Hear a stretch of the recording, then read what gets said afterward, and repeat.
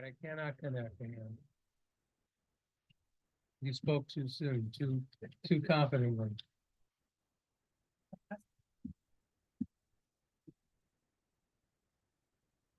Okay.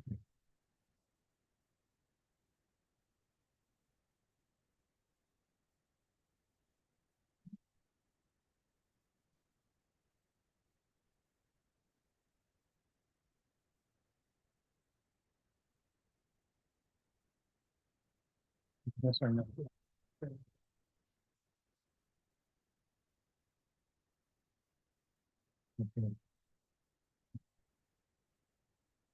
Something never changed.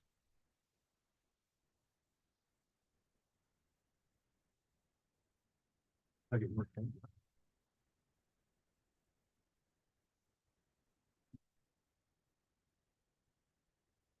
Oh, was it 5?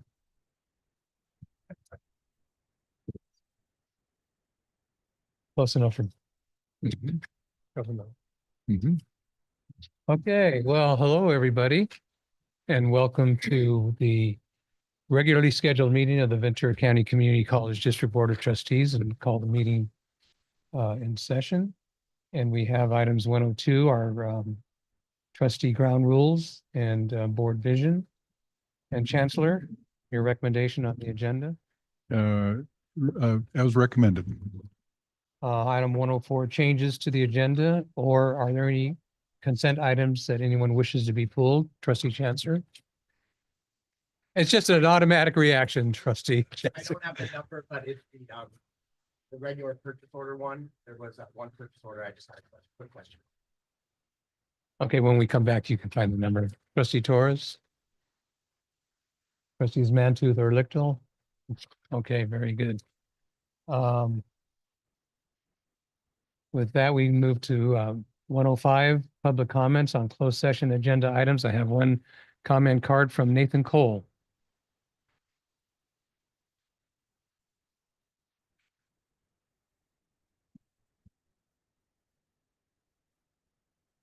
Hello. All right, great. Hello. As you all know, my name is Nathan Cole, and I am the chief negotiator for AFT. We are so close to wrapping up negotiations on two very important items, one being the compressed calendar and the other, the Article 3 reopener. As far as the compressed calendar goes, after all the many negotiations meetings this past year, AFT is ready to present what we have negotiated to our members, but we're getting held up on some very important points. All of our points center on the following. What is the accurate formula and or method for calculating the length of a single class session within a compressed calendar? This calculation is critical because it determines how faculty will get paid, if we get paid correctly for all the hours that we work, and if we are meeting the required LEH of our contractual obligation. Over the past several months, AFT has received various formulas that contradict one another, are confusing, or contradict the guidelines from the State Chancellor's office.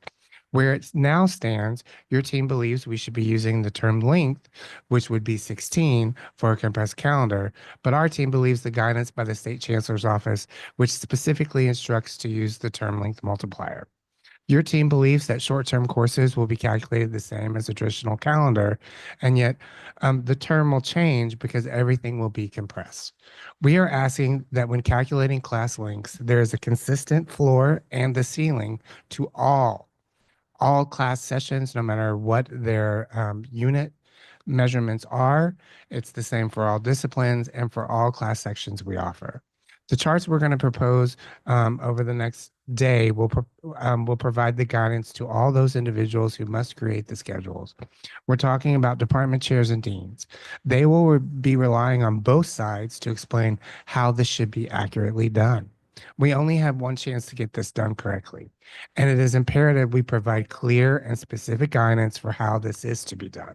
We can't leave ambiguities or things unsaid, things unclarified or unconfirmed, because it will leave a huge mess for our grievance chair, which is only one person. And it will also leave a huge mess for HR and payroll to clean up. Again, here's where we're getting held up with the contract, with the correct formula and calculating things correctly. How will faculty get paid? Will we get paid correctly for all the hours that we work? And are we meeting the required LEH for our contractual obligations? I'm more than willing to share with the chancellor, the board, or anyone else to explain the whole situation. We are seeking that you bring your team forward and that you make them take a good, long, hard look about this and make sure that they're using accurate information. We only have one more meeting scheduled for tomorrow. Imagine you not knowing how you're going to get paid and how many hours you will be working. It comes down to support and to directing your team to close this up. Thank you. Thank you. Trustee Chancellor? I have a clarifying question, Mr. Cole, if that's okay. Yeah. Do you mind explaining briefly the difference between link, those 2 points that you made? Thanks. Use your microphone, please, and just answer the question. Hello. The state threw everyone for a curveball when they came up with the new standard attendance accounting method. But before everyone was supposed to use what was called a term length multiplier. And the way that was calculated, it was based on how many flex days were outside of your semesters. So for us and what we just negotiated, it's 16.7. The argument becomes on how to calculate classes, whether we should use 17.5, which is the length of a full traditional calendar, or if we're supposed to use 16.7, which is what our new term length multiplier will become. You're welcome. Okay, with that, we will move into closed session under items 201, 202, and 203, conference with labor negotiators, AFT, conference with labor negotiators, unrepresented employee, and conference with legal counsel on anticipated litigation. And we will hope to resume in open session at 6:30. Thank you.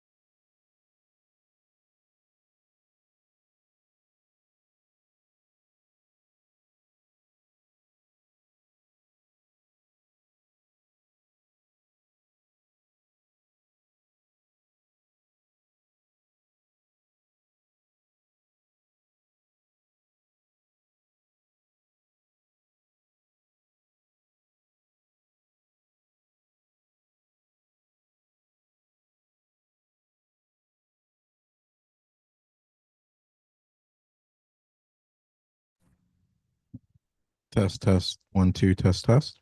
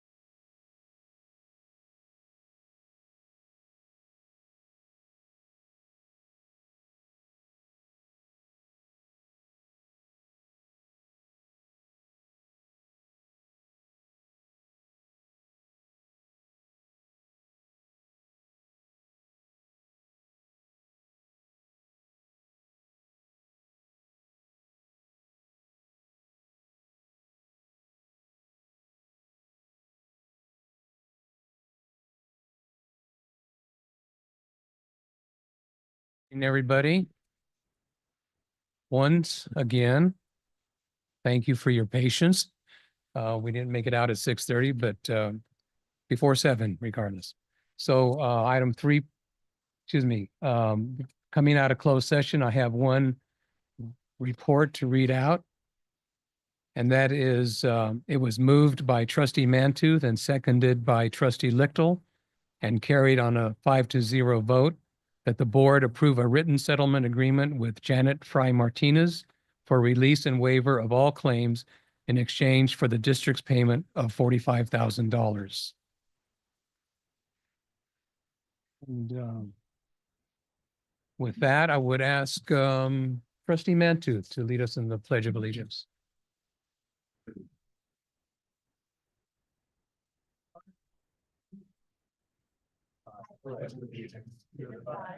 Of the United States of America, and to the republic for which it stands, one nation, under God, indivisible, with liberty and justice for all.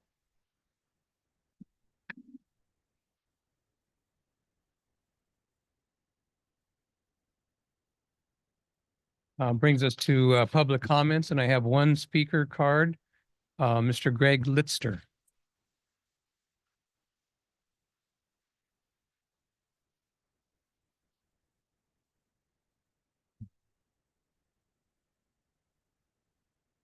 Do I flip this up so I know Yes. what how many minutes I have?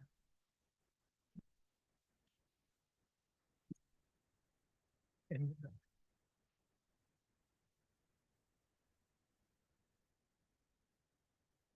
okay.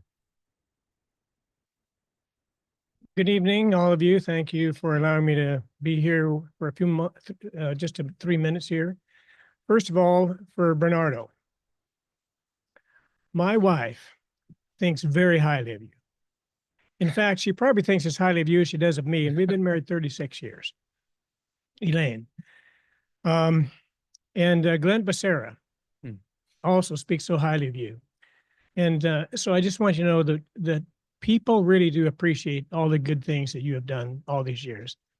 And I noticed the generosity and actually the kindness and how you responded to this last election and the fall of the roll and so on. And you know, you've earned everybody's respect. I want to address just a couple of issues on the curriculum at I believe it's Oxnard College. There's a couple of them. One of them about growing pot, how to sell it, and so on. I'm a product of the 60s. I've lived longer than probably everybody in this room. I've been to my 10, 20, 30, 40, 50, and 55 high school reunions. I understand all this stuff. And when I saw that you're approving some courses on how to grow pot, even if it's a no credit course, it's ridiculous because of all this terrible things that are happening about pot. The impact upon brains, and I gave each of you something about the CDC, about cannabis and mental health, cannabis and learning, and how your brain health and it's bad. Then this this book about Tell Your Children the Truth About Marijuana.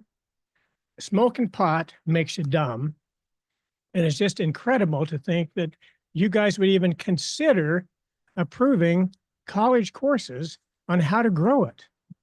Now, sure, it's legal in California, but that doesn't make it right and it doesn't make it smart. If people want to do it, then they do it. But why would you endorse something that makes you stupid? Because this is what actually happens. Read up on it. And I gave each of you this kind of thing, and I would encourage you not to approve this at all. Now, here's the second item. You have a course revision about women's health that takes away from women. You have put in this course analyzes biological, psychological, and so on and so forth about the LGBTQ. This is about women. And why are you going to let some other group crowd into the health of women? I should not be the one vocalizing this, but it is incredible to me that you would think you would even approve of a course of this nature. And I recommend you don't approve it.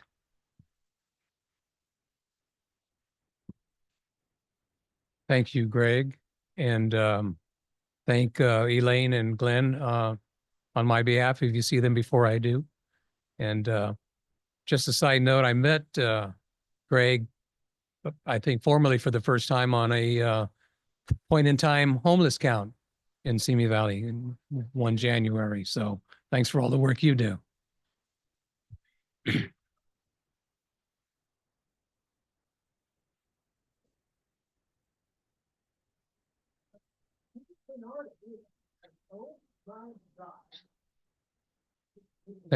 Thank you, Greg.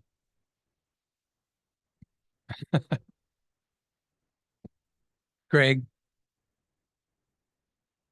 Thank you. A second speaker, James Schulke.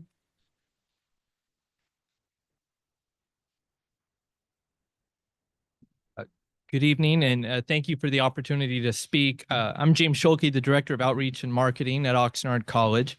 I wanted to share some observations about Agenda Item 1301, and specifically the Oxnard College mission statement, which you'll be voting on later this evening. Over the years, I've enjoyed playing a role in shaping 3 different mission statements at Moore Park and Oxnard colleges, directly and indirectly. Crafting these statements is an important opportunity to listen to our campuses and to articulate their collective values, purpose, and goals. I did not have a hand in drafting this evening's statement for Oxnard College, but it is my favorite to date. It represents the hard work and dedication of 2 of Oxnard College's most talented faculty, Doctors Jose Maldonado and Selena Benavides, who are here with us this evening. These professors are 2 of the most consistently engaged faculty members on campus. The marketing office hears from students all the time who just adore sitting in their classrooms. They spent dozens of hours working to shape this statement in a way that is inclusive of our campus community. I tagged along throughout the participatory governance review of the statement, and I really wanted you to know there was not a single critique or edit recommended throughout the process. That's very unique, especially here in higher ed, and speaks not only to the strength of their document, but also the respect held campus-wide for these professors and their work, which extends beyond our campus. For example, Dr. Maldonado recently completed his doctorate of education from Fresno State, where his research received the most outstanding dissertation award from that institution, as well as first place at the 37th annual CSU Student Research Competition. Dr. Benavides was recently featured in an NPR podcast focused on child development, and also has had her work presented on Unidos US, Wallet Hub, and the International Journal of Developmental Science, among others. Additionally, both faculty members recently collaborated on an article that will be published by Harvard University. Each of them is committed to advancing equity for our students, embracing our HSI identity, and celebrating our community's cultural wealth. I wanted to make you aware of their hard work and the unanimity the campus showed in their support of Dr. Maldonado's and Dr. Benavides' mission statement for Oxnard College. I also want to share a personal sentiment. Several years ago, I left work in politics in Washington, D.C., to initially take a job at Moore Park College. I was eager to meet the local elected officials working hard to make a difference here in my home county. The very first I met was Chair Bernardo Perez. Chair Perez is the consummate public servant. He demonstrates exceptional tact, collegiality, and kindness. He makes an effort to spend time at all 3 campuses and authentically connects with our employees and students. We have been deeply fortunate to benefit from his steady hand, common sense, and broad expertise.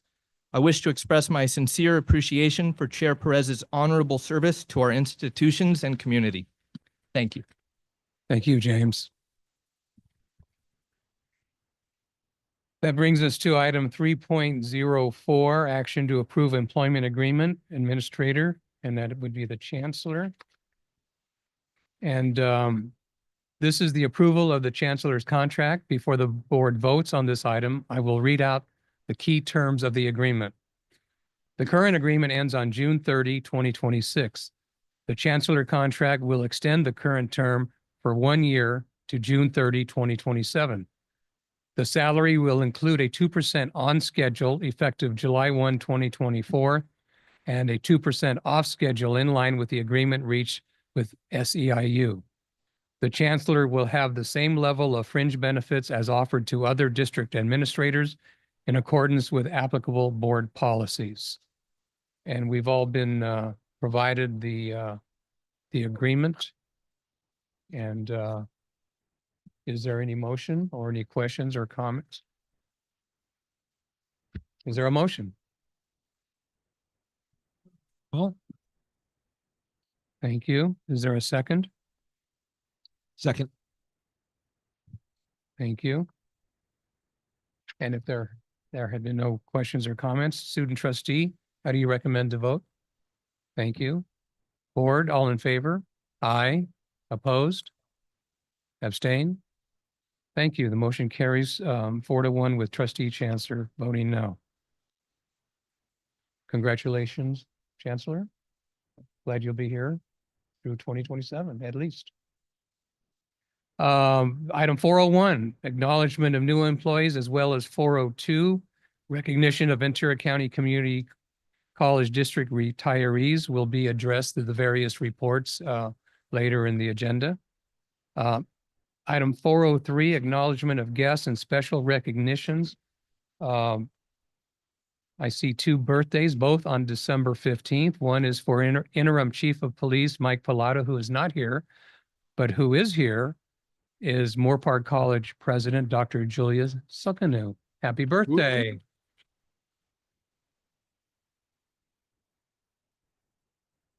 And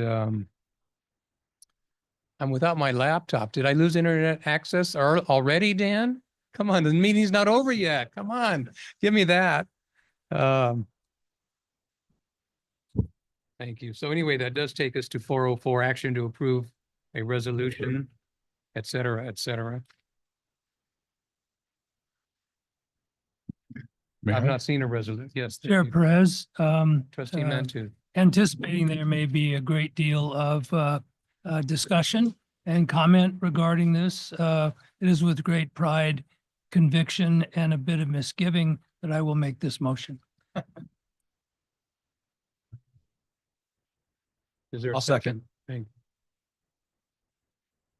Chancellor. Thank you. I appreciate that. I'm going to go ahead and I have a resolution that's been drafted. It's entitled Resolution Number 2024-14. Resolution recognizing the distinguished service of Bernardo Perez. And I'm going to read it in its entirety.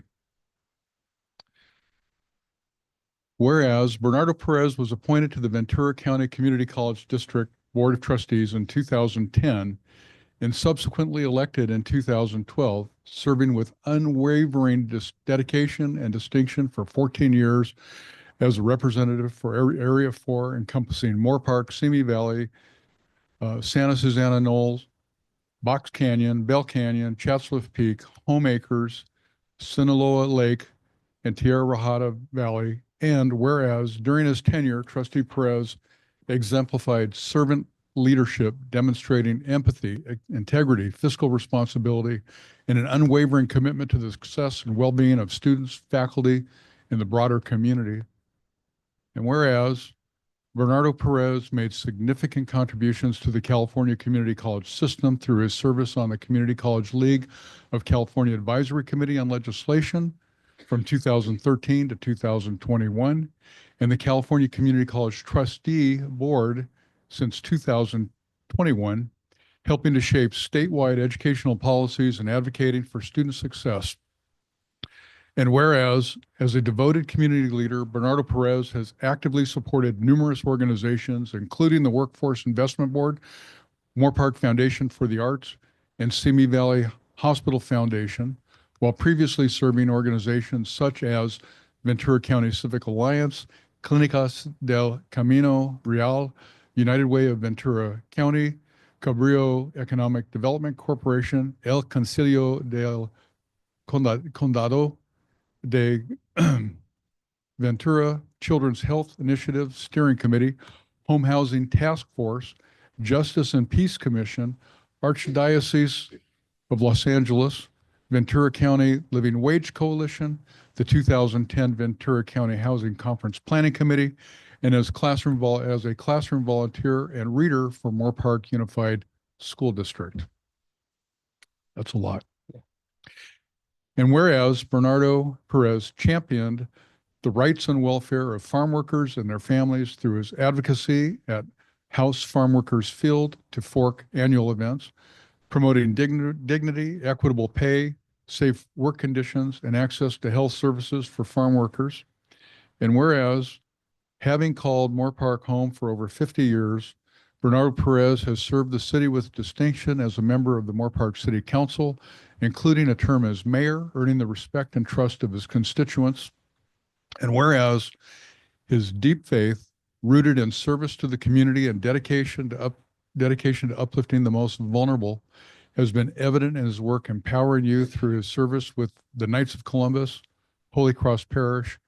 And whereas, as board chair, Bernardo Perez has provided exemplary leadership with compassion and an unwavering commitment to equity, excellence, and the advancement of educational opportunities for all.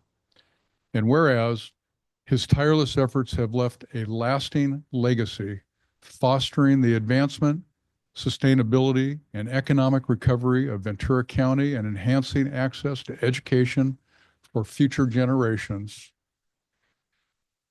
Now, therefore, be it resolved that the Ventura County Community College District Board of Trustees expresses its profound gratitude and appreciation to Bernardo Perez for his unparalleled service, visionary leadership, and steadfast dedication to the students, colleges, and communities of Ventura County. And this is signed by myself as Chancellor and the other 4 trustees.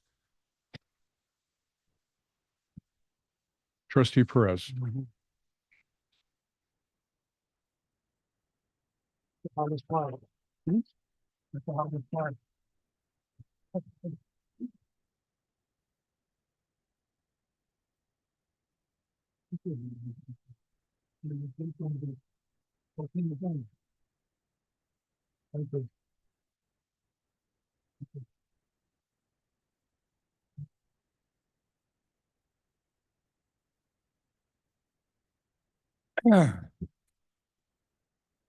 I'd forgotten a lot of these things, but thank you, colleagues. Thank you, Chancellor. Thank you, everyone in the audience, and maybe those of you viewing. Anyway, we're going to take a little break. And Dan, one last time, this thing is really giving me fits tonight. So work on the laptop and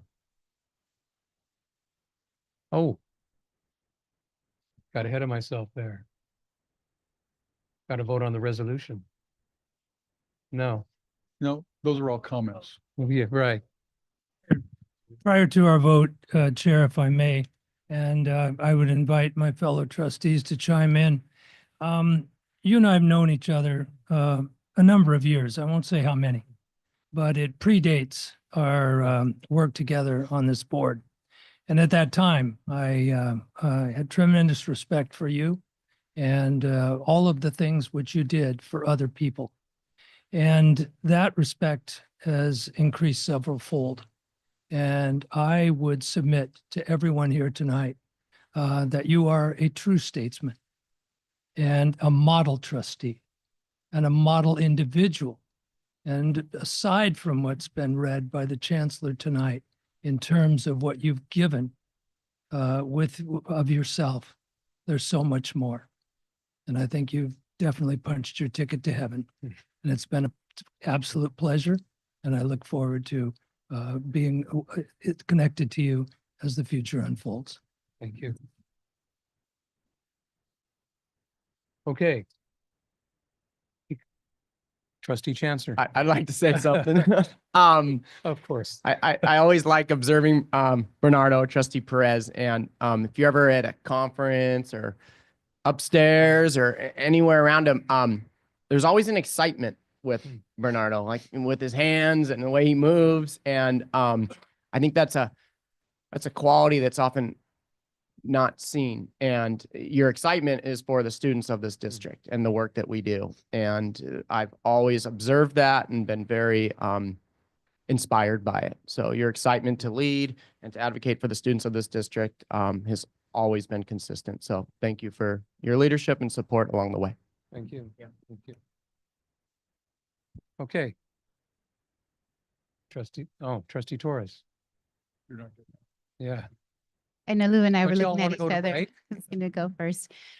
I met you as a board member, Bernardo, and one of the things that I hold with me is the conversation we had in our meeting we had one time with the DI training, and being a man of faith, and being a man who acknowledges God, and who everything you do in terms of being from Knight of Columbus, from the Archdiocese of Los Angeles, from Holy Cross, and that the service, because the civil rights movement was faith-based. This is what carries us through in those difficult moments.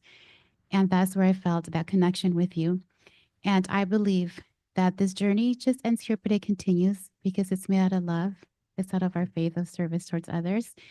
And I'm really looking forward to see where God is taking you next, that next step, that next level of the work you're going to continue doing.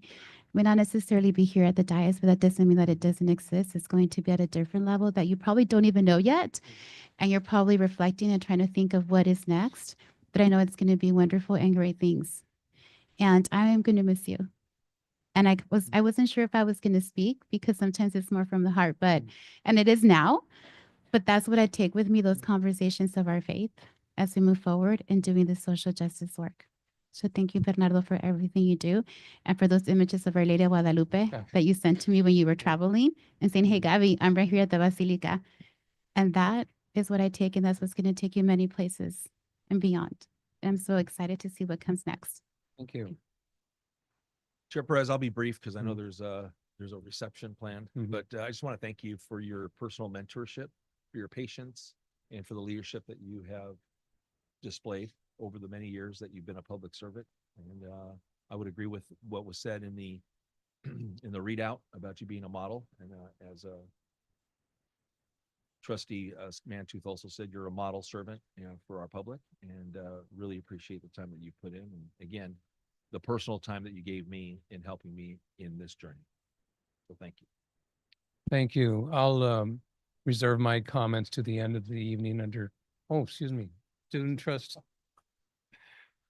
And I owe you a call back, student trustee. Since everyone is making their comments, I do feel the need to say that although we have worked alongside each other on the board for a few short months, you have already set an incredible standard for what it means to be a community leader and advocate for students. And despite there being a plethora of content to go through in each board meeting, you make sure that the student voice, my voice, is never lost within the agenda items. So for that and for your dedication to service and to the district, I say thank you. Thank you. Thank you, each of you, for your comments. And it's been a pleasure to work with you throughout our time together, and all for the main reason that student trustee Whaling just mentioned. It's all for the students. And if we remember that that's why we're all here, then ultimately we can do no wrong. So I don't know what awaits for us in the reception room, but I'm anxious to find out what it is, along with a cup of coffee. And what time is that? 7:20? How about reconvene at 7:30? Does that work for everybody? And don't forget the vote. All right. Alden, student trustee, how do you vote? Thank you. Board, all in favor? And I will abstain, actually. So let's go have some fun.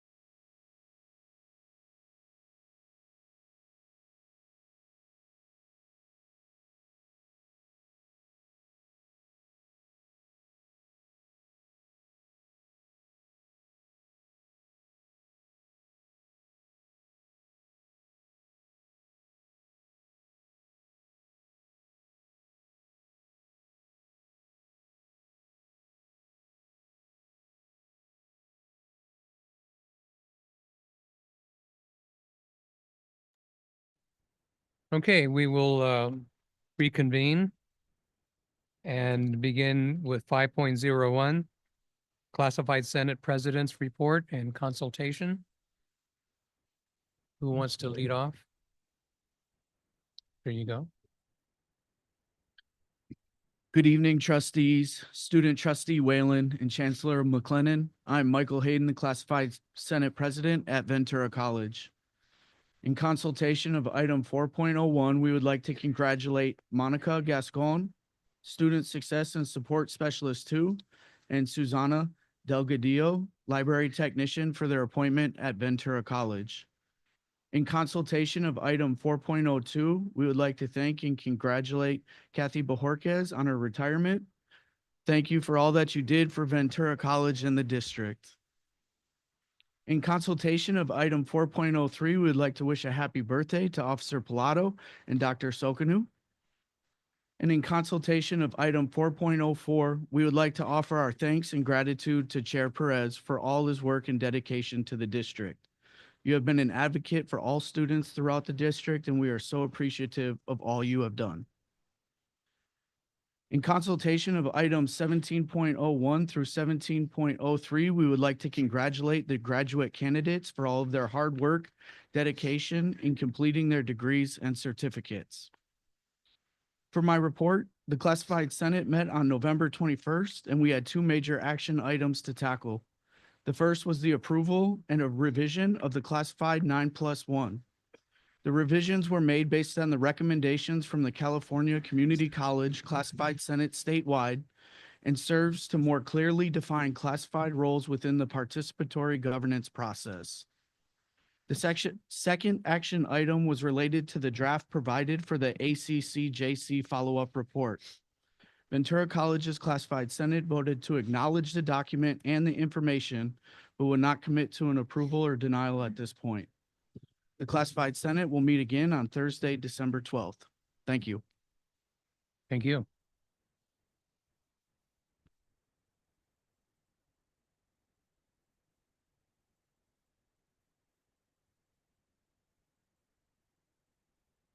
Good evening, Chancellor McLennan, trustees, and student trustee Whalen. My name is Sergio Arana, Classified Senate President at Oxnard College.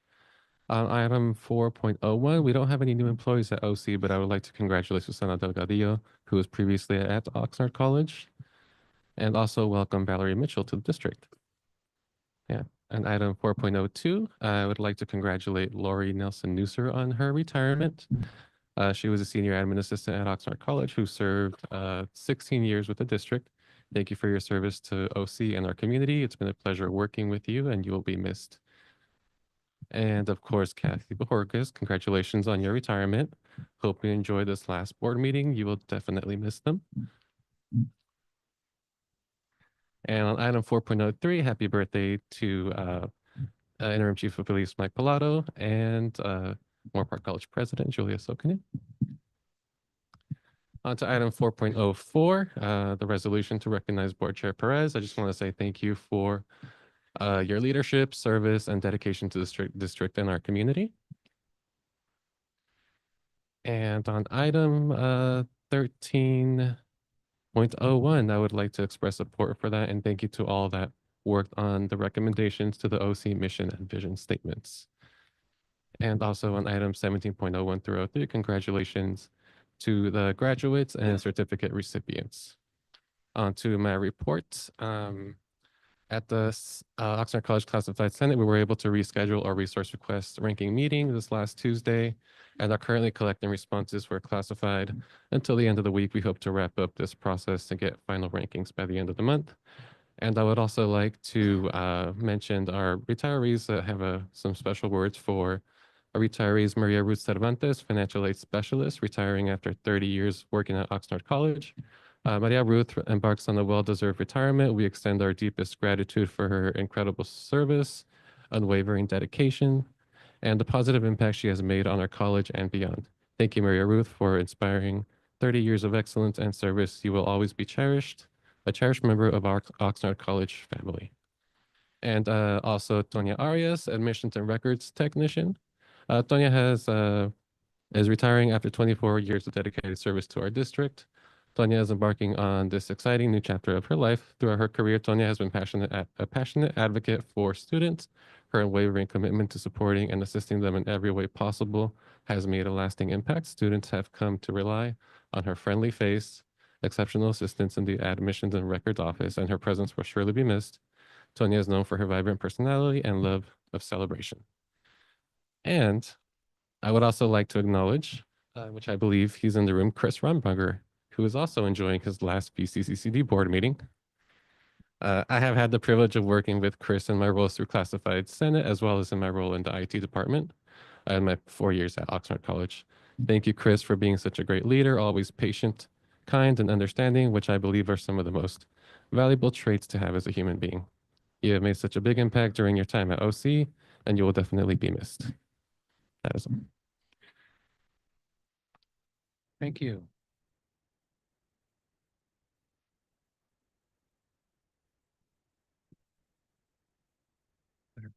Good evening, trustees and Chancellor McLennan and trustee student Whalen. First of all, I just wanted to start off by saying happy birthday to the Chief of Police, Mike Pilato, and a very happy birthday to our president, Julius Sunuko. I don't think he knows just how much everybody at Moore Park really does appreciate him. I would also like to speak to Trustee Perez, and that while everybody not may agree with how we get someplace, your motives cannot be denied, and that Ventura County loves you and that we appreciate for everything that you have done for our community college district. It's really short, simple and sweet for Moore Park. We had our annual holiday luncheon. It was a great bash. It was wonderful. We were very thankful for everybody that came, and I would just like to extend a huge thank you and voice of gratitude to our Ventura County donations that really made it help, and we were able to raise over $2,000. We're hoping we might actually hit the $3,000 mark for our student scholarships. So thank you very much. And everybody have a wonderful, happy holiday. Thank you. That brings us to 502 Academic Senate President's Report and Consultation. Good evening, trustees, Trustee Perez, trustees, student trustee, chancellor, our community, and our new trustee, Pytowski. Did I say that right? Yay. Thank you, Trustee Perez, for your hard work, your dedication and diligence in serving our district. Your efforts have been truly valued, and we wish you the best. We also want to extend congratulations to Kathy Bajorquez on her long-awaited retirement. May the ship that you sail into the sunset never get overrun by more pirates. And we want to welcome our new Vice Chancellor, Valerie Mino Mitchell. I hope I said that correctly. In consultation, we support our new courses here for board approval, and we want to congratulate our fall 2024 candidates for graduation and the certificates. When it comes to our report, to start, Dr. Laredo Habib held an information session last week in which she was sharing her current rankings for faculty prioritization. It was a long-awaited meeting. Our faculty were very anxious to hear administration's perspective of selecting faculty. She started by sharing her process and all of the considerations that went into determining her rankings based on the list that we had provided through our new process. Faculty were disappointed that there was no finalization due to the variety of factors such as budgeting and all those things that will come in January. The faculty did feel concerned about the feeling of a lack of urgency by administration to make the commitments, but again, that is tied to those things. And there is concern that some of our programs might not be able to get the faculty they need, like our new bachelor's program. And overall, at the end of the day, students come to the college to learn, and faculty are there to support them. And we just want to do our best in having the best people we can for our students. Another event that Academic Senate supported was we had a faculty forum to discuss dual enrollment yesterday. We were really excited over the turnout. We had 46 faculty join our meeting that we held, and we've been wanting to be more involved in conversations since the beginning of the countywide district-led meetings. Several faculty have wanted to participate and be a part of those conversations regularly and have felt left out of those dialogues. And so we wanted to give them a place where they could express concerns around dual enrollment and also talk about all the wonderful things that are happening in there. Some of the things that have come to the forefront of the conversations were concerns over the developmentally inappropriateness of content that's being taught to our younger children who are taking dual enrollment classes, things like suicide and partner abuse and sexual assault in classes that we don't feel are necessarily age appropriate. And how do we approach that are there ways to put age appropriate warnings on classes and those kinds of concerns? Pedagogical training for faculty and working with high school populations and how we might change teaching classes for high school students, and just a lack of communication with families about like things like the long-term implications of students fail their college classes and what does that mean for them when they come to continue on in college. Those are just a few of the concerns that were brought forward. We had several additional questions to ask for our Dean of Dual Enrollment, and she's going to be working with me to make sure our faculty get those questions answered. At the end of the day, when it comes to this, we're just requesting more space and more time to talk through dual enrollment from the faculty perspective, because we do feel that that voice is being left out in many instances, and there's an opportunity for us to be able to contribute to this dialogue. And lastly, in reporting out to Academic Senate regarding the conversation of our mission statement at the past committee, our faculty senators were alarmed over the board conversation discussing the elimination of DEI language. This language was purposefully chosen by our administration, faculty, and classified staff to demonstrate our mission of creating an environment in which students can come to learn in a place who honors who they are. All three of our colleges are Hispanic serving institutions and are tasked with specifically addressing equity gaps and DEI initiatives that will close those gaps. It is concerning that the conversation was to encourage the removal of DEI language, even though our mission statement was approved last year. This reaction in wake of changing political climate to make changes similar to what Walmart is doing is reactionary and concerns faculty that we are seeing a push to go against all of the hard work that the board has been putting into rectifying the issues with accreditation. Every conversation faculty collectively start with thinking about what is best for students. It is the faculty's opinion that part of doing what is best for students is understanding that they need a safe space where they can be represented for who they are and all that intersects with their lives. Providing further guidance to what the DEI words mean would be an appropriate response. However, encouraging our college to change our mission statement because big box stores are trying to erase DEI practices lends to questionable leadership and was highly concerning for faculty. In the words of our college president, Dr. Loretta Habib, let us reaffirm our unwavering commitment to ensuring that every student, regardless of status, has the opportunity and the resources to pursue their dreams and to achieve their full potential. Thank you. Thank you. Oxnard College.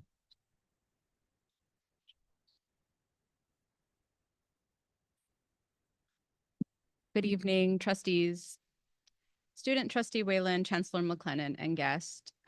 So just a couple of board items. 4.01, acknowledgement of new employees. Just want to extend another warm welcome to our new Vice Chancellor of Business and Administrative Services, Valerie Minot Mitchell. So happy to have you here with us.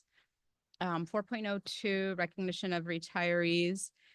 Thank you for your service and congratulations to Kathy Bojorquez. Yes, as Sergio noted, we know you'll miss these meetings. And also to Senior Administrative Assistant, College Lori Nelson Newser. She definitely will be missed. She's a down-to-earth colleague who is always willing to help out. And yeah, sad for us, happy for her. 4.03, guest and recognitions. Congratulations and happy birthday to the two folks who share a birthday, Mike Pilato and President Sokanu. And 4.04, action to approve resolution recognizing the distinguished service of Chair Perez. I just want to thank you, Chair Perez, for serving as a trustee for over a decade and regularly coming out to campus events at OC, whether it was OC Live events, the Academic Senate holiday and retirement celebrations, or the newer lavender graduation celebrations and ceremonies and dressing for the occasion. So your presence was appreciated. Thank you. 11.02, the Oxnard College curriculum. I would like to express support for all of the courses that have gone through the participatory governance process, specifically the OC curriculum process, in conjunction with the Academic Senate, and including the women's health course that is listed there, because queer health is women's health. Women's health includes queer health. And the business courses on cannabis cultivation, as well as cannabis sales and logistics and marketing and innovation. So all of those courses are 18 and over, and they represent, you know, an industry that is thriving in this state. And for a long time, folks of color, folks from low-income communities have been criminalized in connection to that industry. And now that there are millionaires and billionaires being created out of that industry to try to provide some sort of formalized training, right, via these business classes, just seems to make sense in a community where, you know, that has been criminalized historically. 13.01, action to approve BP 1200 mission. I support the changes and updates to each of the college's mission statements. I agree with my colleague here, the VC Academic Senate President Rachel Johnson, that our Senate as well was disappointed to learn about the questioning of terms like equity or anti-racism in the college mission statements. We support the efforts to include and operationalize those terms in our everyday options on. In regard to specifically the Oxnard College mission statement, I especially want to applaud the work and recognize the time and effort of my colleagues who are seated back here. They've been recognized a little bit already, but Drs. Selena Benavides and Jose Maldonado.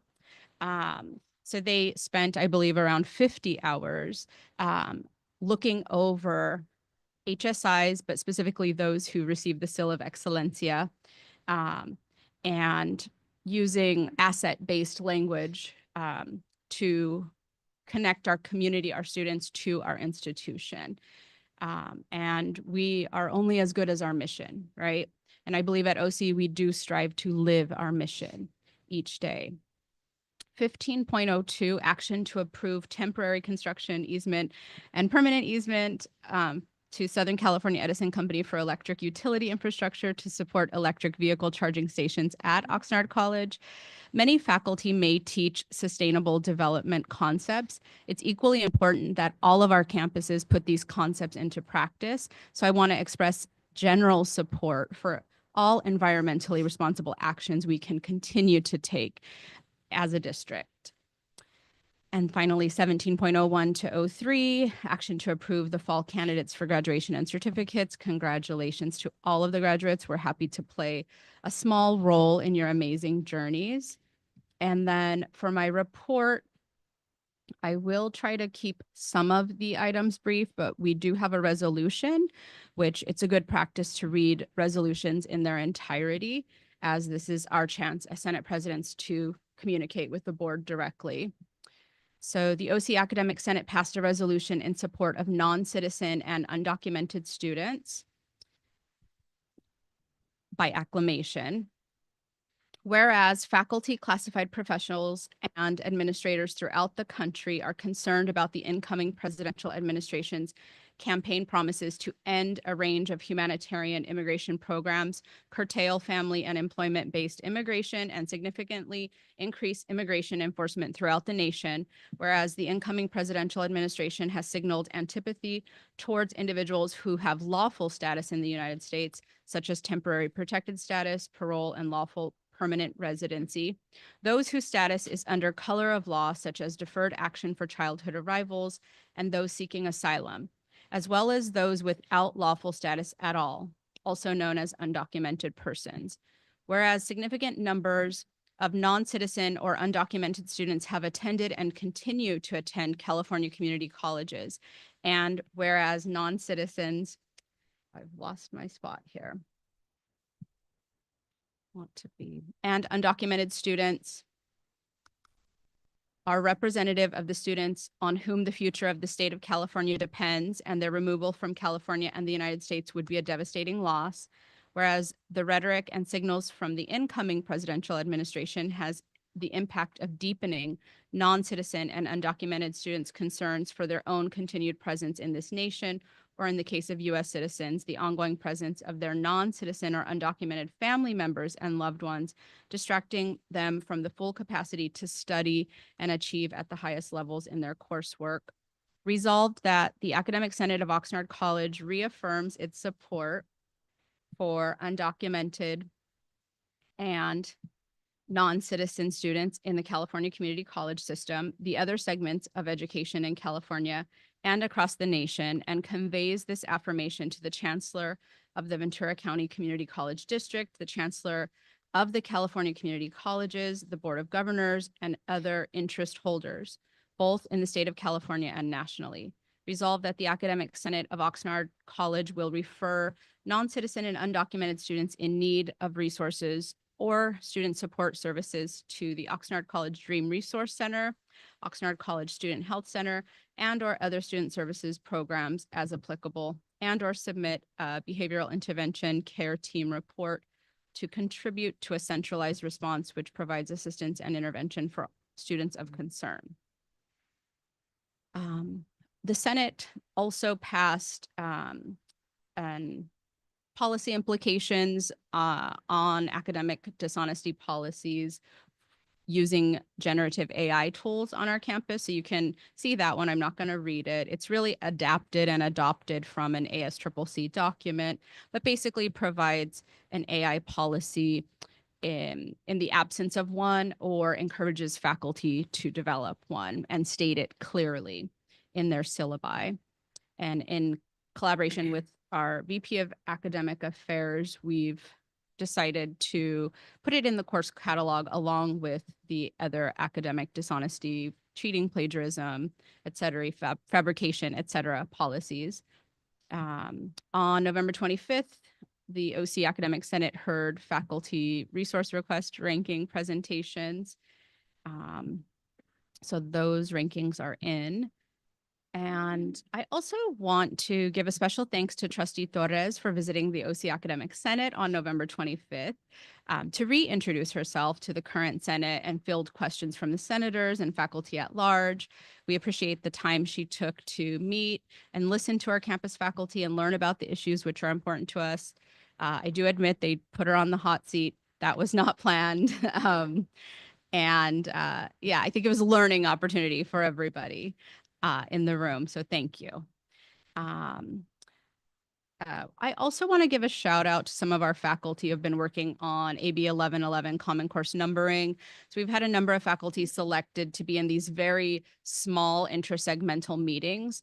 Each discipline at this point has only 6 California Community College faculty in the meeting. And 2 of our instructors were chosen as leads, statewide leads. So Professor of Biology Shannon Newby and Professor of Chemistry Anna Toy Palmer being those discipline leads for the state. I put a little bit more information in here about the Oxnard Thriving Youth Survey because I was missing from the board meeting in October, and I heard some questions when I was watching the recording later. So maybe, I'm not sure if my links work, but you could also cut and paste them. Maybe that'll, answer some of the questions. I'm open to chatting later about it. Also just want to acknowledge the Academic Senate at OC for approving a motion to support the district-wide effort to support victims of the Mountain Fire incident in the amount of $500 from the Senate Trust Fund, which is funded via voluntary faculty Senate membership dues. So just our little way of helping out. I challenge anyone else in the room to, step up to the challenge there and help with the giving tree. And then I've listed our faculty sabbatical rankings that have been submitted to the district. And I think that's it for me. Thank you. Thank you. Happy birthday, President Sokanu. And Trustee Perez, several years ago, you had no idea who I was, and I was raging mad about something and emailed you, and you said, let's talk. And we met, and you were like, I got to go do something at my home. And we went over, and you were remodeling your kitchen. And then you're like, we got to go to Ace Hardware and pick something up. And I'm like, so do I. And we went to Ace Hardware, and the whole time I kept going. And then we went to Starbucks, and I kept going. And you didn't do what I wanted, but you listened to me, and you heard me out, and I know you heard, and I know you listened. And that's to me the essential function of your role. So thank you very much for that. Good evening, Chancellor, trustees, student trustee, guests, and a special welcome to our newly elected trustee, Pachowski. I thought I might use this report as an opportunity to formally welcome you to the Ventura County Community College District and tell you a little bit about our community. I spent a lot of time trying to figure out how best to illustrate the unique spirit of the VCCD, and as fate would have it, while I was prepping for this meeting, something came up that I really think embodies the spirit. So if you don't mind, I'd like to share it with you now. I'm normally a lot more concise with my words, but this one's important to me. So apologies in advance to everybody in the room for being a bit long-winded today. First, a little background on me. I love my wife and kids, country music, American whiskey, and have a beard because I think masculinity is fine. The three most important political lessons I have ever learned came from George Bush and Condoleezza Rice. People are usually a bit surprised when they find out I'm a college teacher, and they're really surprised when they find out I have a PhD in philosophy. The best compliment I ever got was from a landlord after I drained his water heater to prep it for replacement, and he said that I was too practical for that philosophy nonsense. All this to say, I'm used to people making assumptions about me based on what I look like and what I teach. Okay, on to the story. True story. Last week, my pickup truck was in the shop, and yes, I drive a pickup truck. I tried a hybrid once, and I'll never do it again. Back to the story. When the shop called to let me know my truck was ready, I ordered an Uber, threw on a jacket, and stepped outside to wait for my ride. The first car canceled, and the second car showed up 20 minutes later. I jump in the car, and I'm like, hey, what's up? And the driver says in really broken English, do you want radio? At the time, I wasn't sure if they missed my question or if they just wanted me to shut up, but I thought I'd give it one more try just in case. I tell the driver I'm good either way, and then ask a different question. How do you like Uber? The driver says with an uncomfortable look on their face, I'm not from America. Now, when I lived in Germany, I had to learn the language as I went, and I remembered wanting to talk to native speakers, but also not wanting to bother them. So with my driver, I wanted to be sure they knew I wasn't bothered. So when I followed up by asking where my driver was from, I made sure they could see the genuine interest in my eyes. And the driver said Iran. And I said, oh, that's cool. And then they told me about getting a green card in a couple months. And I got even more interested and asked how the Uber green card program works. But I wasn't told how it worked. Instead, they pressed a button on their phone to activate Google Translate and started speaking in Persian, and the phone started speaking in English. I think they started to get a little comfortable around me because they decided to take a chance and explained they spent time in prison. I quickly reassured my driver that I don't judge, but I have to admit that a little bit of me started to wish that the first Uber driver didn't cancel. I think they saw my unease and pushed the button. The driver said, I'm innocent. I was in prison, beaten, fled to Turkey, and found asylum in the United States. And that was how they were getting the green card. My stomach dropped. I felt like a jerk for jumping to conclusions. My driver must have seen my initial doubt because they insisted on showing me pictures as proof. I said that I believed them and I didn't need to see the pictures, but my driver kept insisting and I looked. The pictures were really of a brutally beaten body, my driver's body. And then my driver said, that's me. They beat me. I am trans. I'm transgender. My driver was punished for the crime of wanting to be comfortable in one's own skin. I looked at my driver and nodded. I told them I understood, and I was hopeful that my tone communicated more than my words. I said, I know people. I can find people who can help. Can I give them your contact information? And they said, yes. So I started calling people while I was in the car. And they started calling people, and we got to work right then and there. But the ride wrapped up and I had to go. I wasn't sure what time the shop closed, so I said, it was great meeting you. Be well. I will keep working on this. I'm glad we met. And we go our separate ways, and I look down at my phone, and Uber is asking me for a tip. I thought my driver could use a kind gesture right now, so I get on the phone again with a friend and say, hey, I met this trans refugee from Iran who was imprisoned and beaten. I want to leave him a good Uber tip, want to pitch in. And he was like, Matthew, I have no idea what you're saying, but it sounds like it's something really important to you. I trust you. Sure, count me in. And then I called another friend, and she told me to check with another friend, and on and on and on. And so I ended up with a good chunk of change, and I went to drop the Uber tip, but I kid you not, it has a $50 limit. So I text the driver the next day and say, hey, I have more money for you. Do you use Zelle? And they said, yes, but I have a request for you. If you would be kind enough to help me, this is direct from the text. If you would be kind enough to help me get acquainted with an organization that supports LGBT and can provide me some help and guidance in my problems, I would be extremely grateful. And I say yes. And I Zelle them the remaining $450 that we all raised together. And then they say, I'm glad to have met you.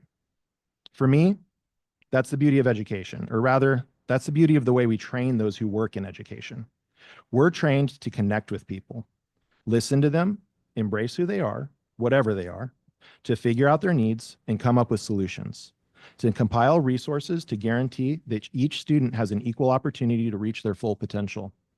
That's the spirit that got me the Congressional Certificate of Special Recognition from Kevin McCarthy for co-founding the Bakersfield College Veterans Club. And that's the spirit that's currently helping out this transgender Uber driver. And that's the spirit that everyone in this room embodies. That's what makes this job and this district so special. Thank you all for your time. Thank you.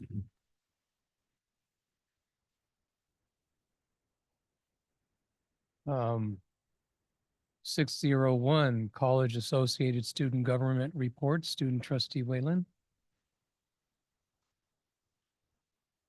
Good evening, everyone. We'll begin with the student government report from Marcos Garcia, who's the student government president of Ventura College. And then our other two presidents will be joining us over Zoom, who are Rigoberto Osorio from Oxnard College and Jackson Heibel from Moore Park College. Thank you. Thank you, Trustee Whalen. And thank you very much for your story. It was very inspirational. So I would like to say that I'm very proud to say that as of yesterday, we have finally finished our feminine hygiene product, putting feminine hygiene products in all restrooms across Ventura College. It has been a conjoined effort between maintenance and operations as well as ASVC, and was a project spearheaded by the previous ASVC president, Mark Huff. I would also like to talk about the housing committees that we have been holding at Ventura College to increase student engagement and student awareness of these issues or of this project. We've had a lot of engagement. We've had a lot of conversations with between the builders and the students, and we're very happy to say that we're on the right path. We have also had a lot of conversations about a proposed student fee increase for the student activity fee, and so far the conversations are going well for that as well. We're also looking for student engagement to come to the student trustee meetings to give their info and give their input on this item. Some of the events that we've had were the basic needs giving tree, where students could come in requesting an item up to $25, and many donors were able to fulfill these wishes, and a lot of students were coming in really happy with the stuff that they got. We also recently finished our final jam, where we were giving out Scantrons, blue books, notebooks, and a lot of other resources to students. And we had a very big turnout on that, and we were very happy to see them on the right track. Tomorrow, we also have our ESL graduation, where we will be seeing, we're at our Ventura College East campus, where members of the ESL community will be graduating, and we will have a reception for them. Basic Needs also participated in the Santa Paula Christmas Parade, just to kind of experience the cheer and give out some information about Ventura College. We also recently had our VC Gratitude Lunch, where many faculty came, served students, and showed their support, and congratulated the students on the work that they've done and the work that they've achieved. Gearing up for our last event, or for our next event, we'll have Student Success Days when everyone starts coming back in. So at the moment, we're just preparing, getting ready for the new year, and finishing up finals. With that, I would like to conclude my report. Thank you very much.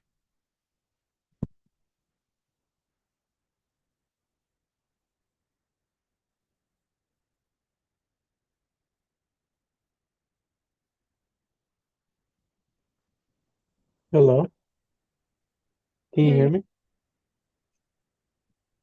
We Okay, okay, sorry. Okay. Good evening, Board of Trustees, Student Trustee, Chancellor McLennan, and guests. In the month of November, Oxnard College's Associated Student Government hosted our S'mores Under the Stars event, where we played A Nightmare Before Christmas and we made s'mores for students. We also co-hosted a Thanksgiving dinner and meal distribution with our basic needs center, where we gave out hot meals to students as well as fresh produce and turkeys. We also participated as judges for our first generation door decorating contest hosted by our Proyecto Puentes program. And then we attended SSCCC's Advocacy Academy in Sacramento, as well as a Basic Needs Summit in Lemoore with our Basic Needs Center. And then we attended Oxnard's Christmas Parade with our first year experience and our Fire Academy. And then I'd just like to give a special shout out to James Scholke for inviting us. It was a very enjoyable experience. And then I'd also like to note that our final meeting will be this Friday from 12:30 to 3. And then finally, I'd like to give a thank you to Chair Perez for everything you have done.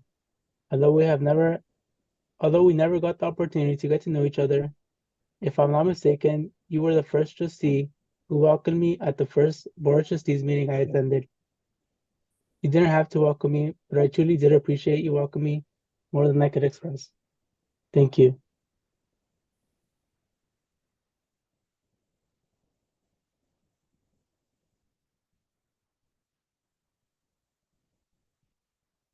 Is that it?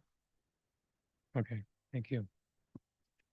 Okay, that's takes us to item 602 AFT report and then followed by 603 SEIU report.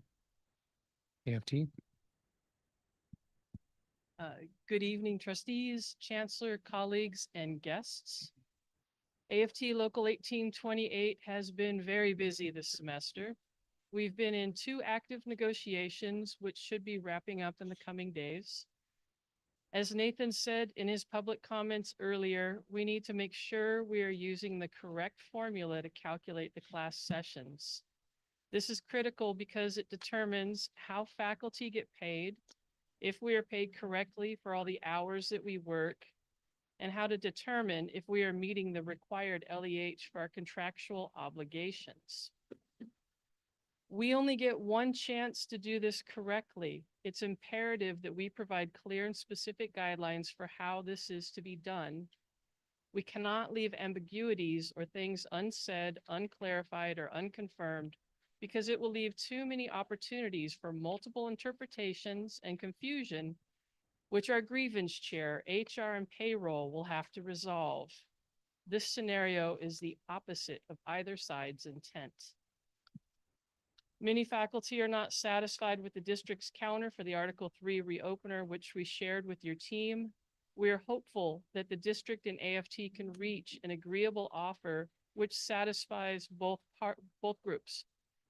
We have the major CBA reopener, which will begin this coming spring. We value our relationships with the district and the chancellor, and we look forward to productive negotiations.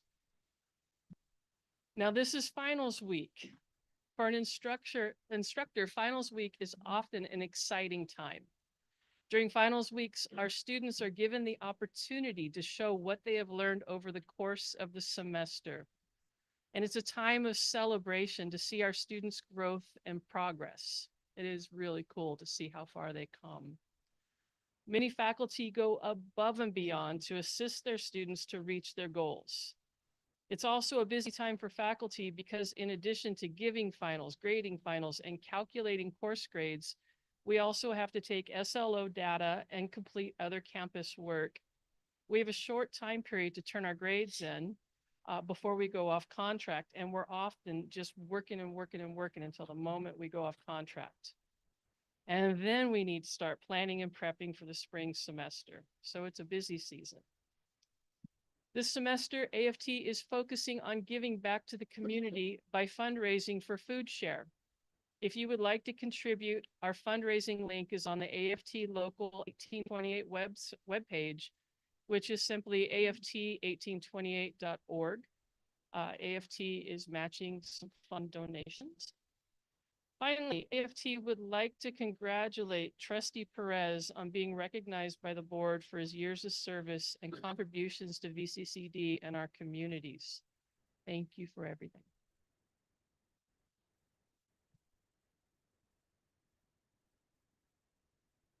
Good evening, members of the board, Chancellor McLennan, Student Trustee Whalen. Maria Urenda on behalf of SEIU Local 99, representing the classified unit.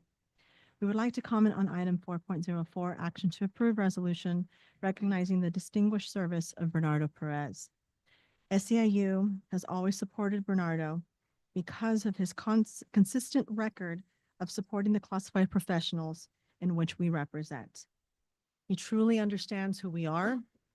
He values our work and the essential support that we provide faculty, that we provide administrators, and of course, most importantly, our students. Thank you, Bernardo. Also, thank you for providing your time, your efforts for the betterment of our district. We appreciate you and we wish you well always. On that note, we also want to send best wishes to Vice Chancellor Kathy Bojorquez in her retirement. And of course, VP Renbarger in his next future endeavors. They both have been a pleasure to work with, and we wish them well. Lastly, happy holidays to all. Be safe. Thank you. Thank you. Item 604, President's Report. Roberto. Good evening, buenas noches, Chancellor, board members, and student trustee. The focus of this month's update is dual enrollment and mission and vision revisions. I would like to highlight the following. Over the last 5 years, we have seen a 43% growth in the number of high school students taking college courses while in high school. The majority of our dual enrollment students over the last 3.5 years are Latina, Hispanic, followed by our white and Asian student groups. The course success rate for our dual enrollment students is high and has increased over time. We had an 82% course success rate in 2019-20, and we have increased to an 89% success rate in 23-24. The Oxnard College report also highlights the proposed changes to our college mission and vision. I want to take a moment to thank Dr. Selena Benavides and Dr. Jose Maldonado for all their hard work and leadership in assisting with the revision process. Oxnard College started reviewing the mission and vision about 16 months ago with the intent of aligning our statements to acknowledge the students as active participants in their education and recognizing the cultural wealth and strengths our students enter OC with. We also wanted to validate our students' identities by highlighting the way we work in concert with the community and included advocacy in our mission statement in recognition of the educational history and community activism and the ways in which we aspire to embrace our roots. Lastly, our vision had advocacy as a theme, but this was redirected to our mission to make it central to our historical roots in the community. Thank you for your time and attention. Thank you. Julius. Good evening, trustees, chancellor, student trustee. I want to start off by saying a very big thank you to our classified senate who hosted a holiday luncheon. Thank you to the group who put that event together. It's always a celebration of our campus community. And as was mentioned earlier by Rebecca, it supports scholarships for students, and particularly supports scholarships for students who are also relatives of our classified professionals. So that is building and putting our energy where our mouth is. I also want to say a very big thank you to our International Student Office. Having been an international student when I first came to this country, the holidays are a challenging time. And so to have an office that recognizes that and provides a holiday meal for students to help them be engaged and learn more about American culture, and in so doing, feel seen and visible is important. Happy retirement to Kathy Bojorquez. Kathy has not only been a valued colleague, but she has been a visionary. There are often, when you think of VPs of business, you think of focus on business, but Kathy, like the very best of our VPs of business, understand that it's all about students and how they make that connection to support the work that we do in the classroom and in the library and in our counseling sessions. So kudos, Kathy. Thank you so much.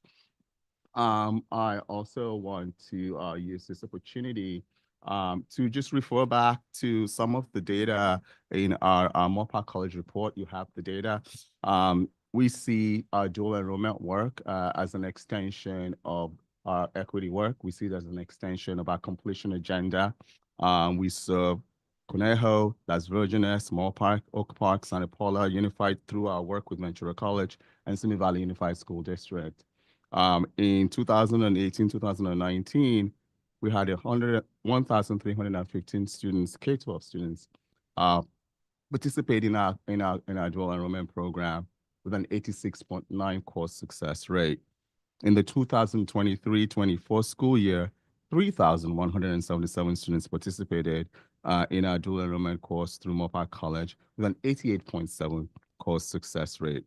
We're very proud of the fact that dual enrollment is an opportunity for students not only to be exposed to college, and particularly students who don't see college in their vista because they may not have the family history, but also that in doing this work, 56% of our students in dual enrollment at Moorpark College are students of color. Again, we continue to do that work of creating access and opportunity. I do want to use this opportunity to share with you that our goals for dual enrollment for Moorpark College is to continue to promote collaboration with our K-12 partners, and in so doing, our Dean's Council has added dual enrollment as an agenda item to their weekly conversations and their weekly work.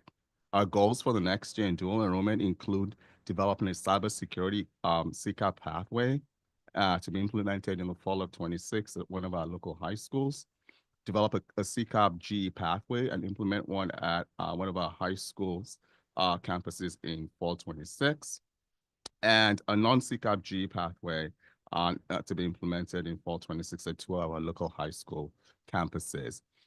As I said, we see our dual enrollment work as providing access and providing connections to careers in high-wage, high-skill, high-demand jobs.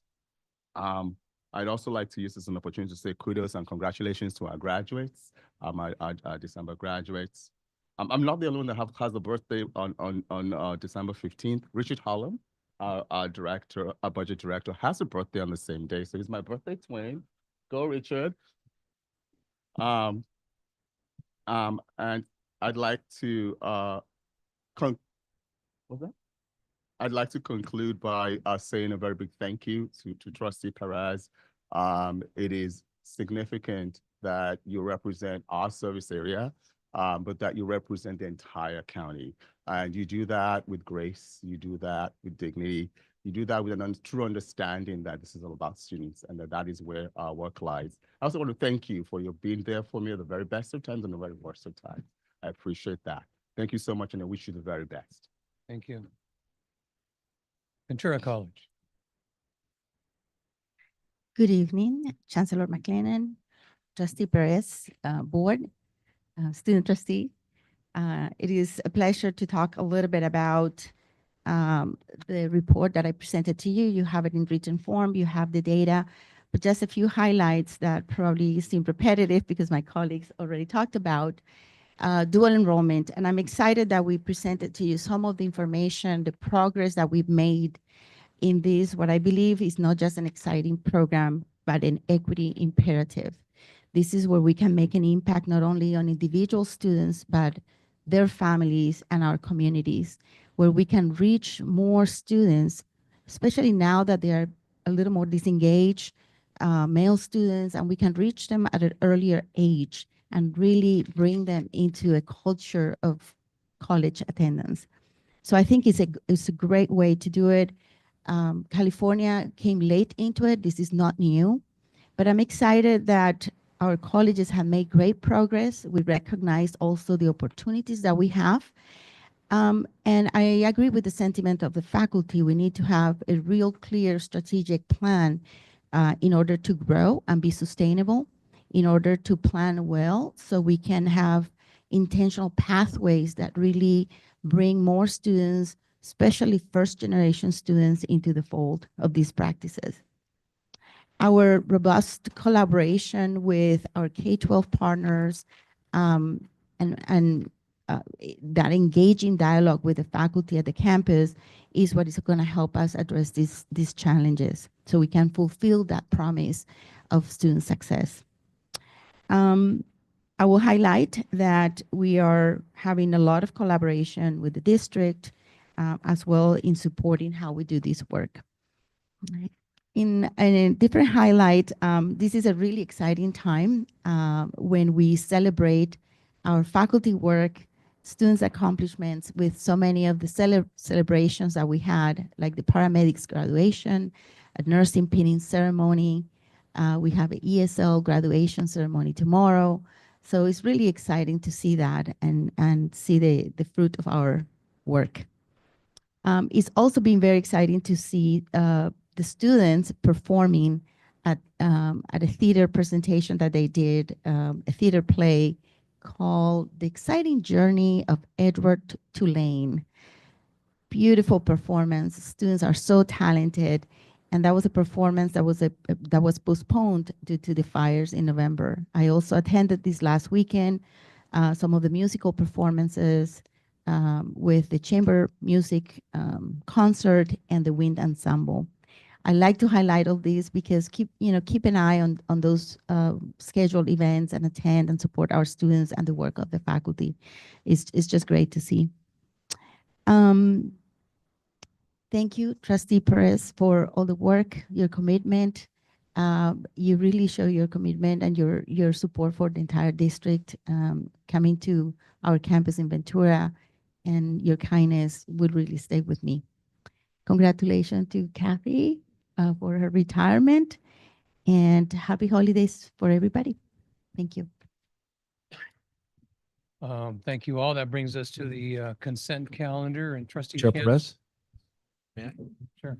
A couple items I just wanted to comment on. One goes back to the Academic Senate report at Oxnard College related to your academic dishonesty policy, specifically related around AI tools. Certainly the conversation is going to be ongoing, I'm sure, and may never be solved to everyone's satisfaction. But I did appreciate the approach of providing sufficient space for instructors to explore the uses of the AI within their own space, within their own courses, and determining how they would, the latitude they would give students in using the AI. Complex issue, and I applaud your college for taking that issue on and coming to some resolution, though I think we would all agree it's going to be evolving over time as we get more nimble and better with the AI. And then I also wanted to thank the presidents and staffs for taking on the item of dual enrollment in your president's reports. Obviously, that's an important topic to our community, to our college district, and to me personally as well.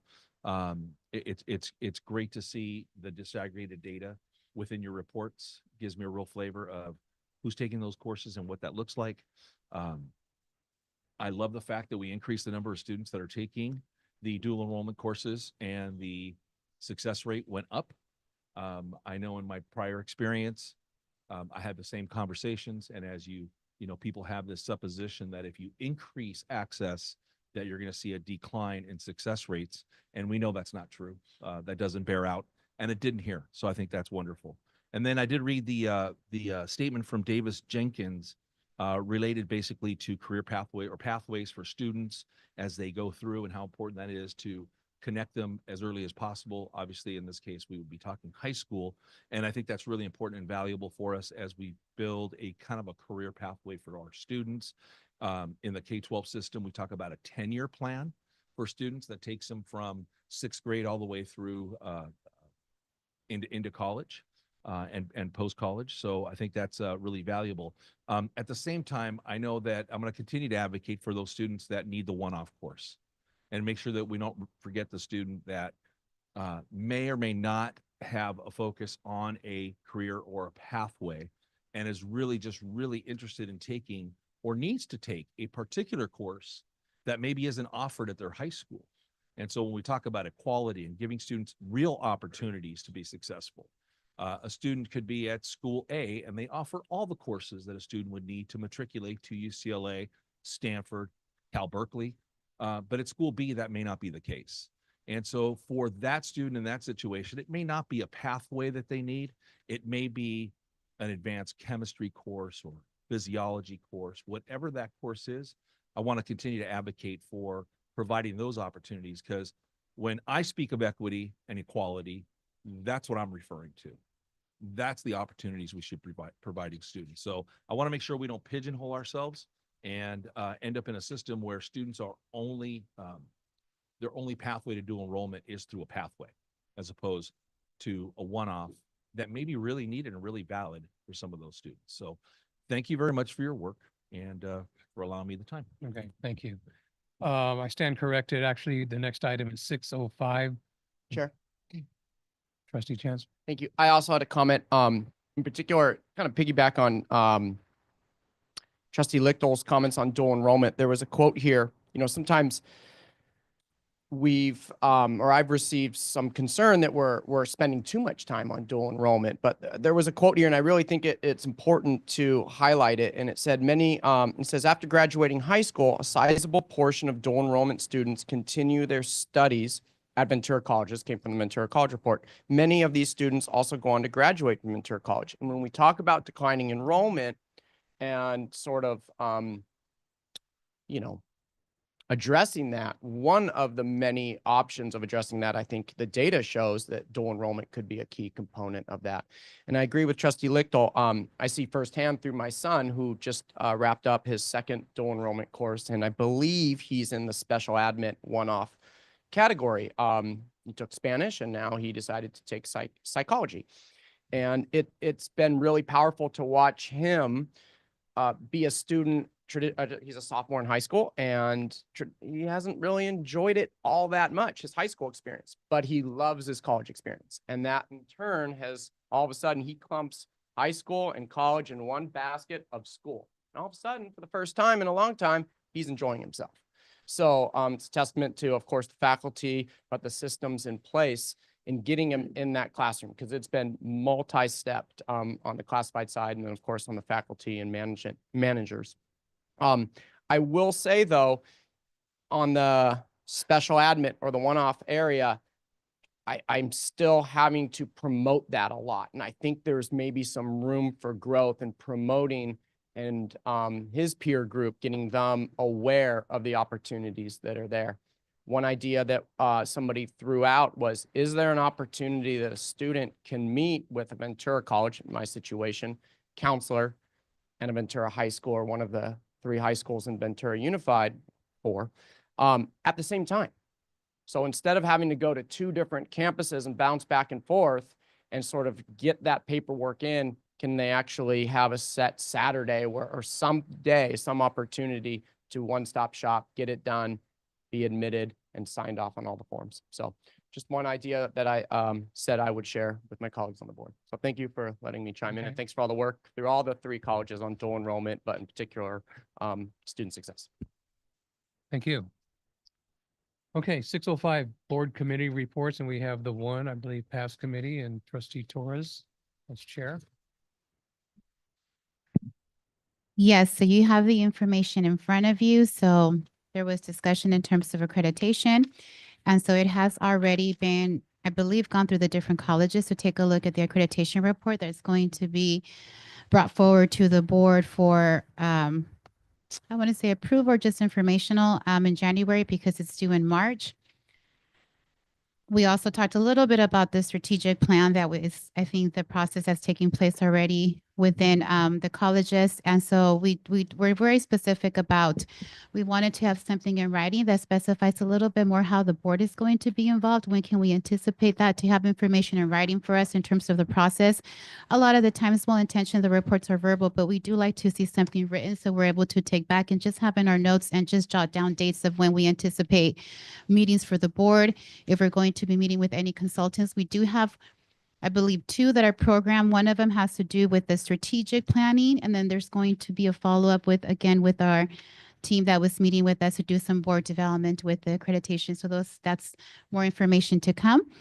One of the things that you also have here is a board policy review. So we did have a pretty in-depth discussion in terms of the mission statements. And so as you can see here, BP 1200, it was moved forward with my support as written by the colleges.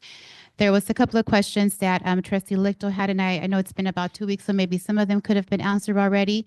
But if not, we decided to bring forward the policies to bring forward to deliberation so the board can decide, because at that time during the past committee, both Trustee Lichtel and I sat on a different position in terms of moving forward with the mission statements. But again, it's been 2 weeks, so maybe things could have changed, or it's a conversation that can take place among the board, but we did move it forward for a discussion for us.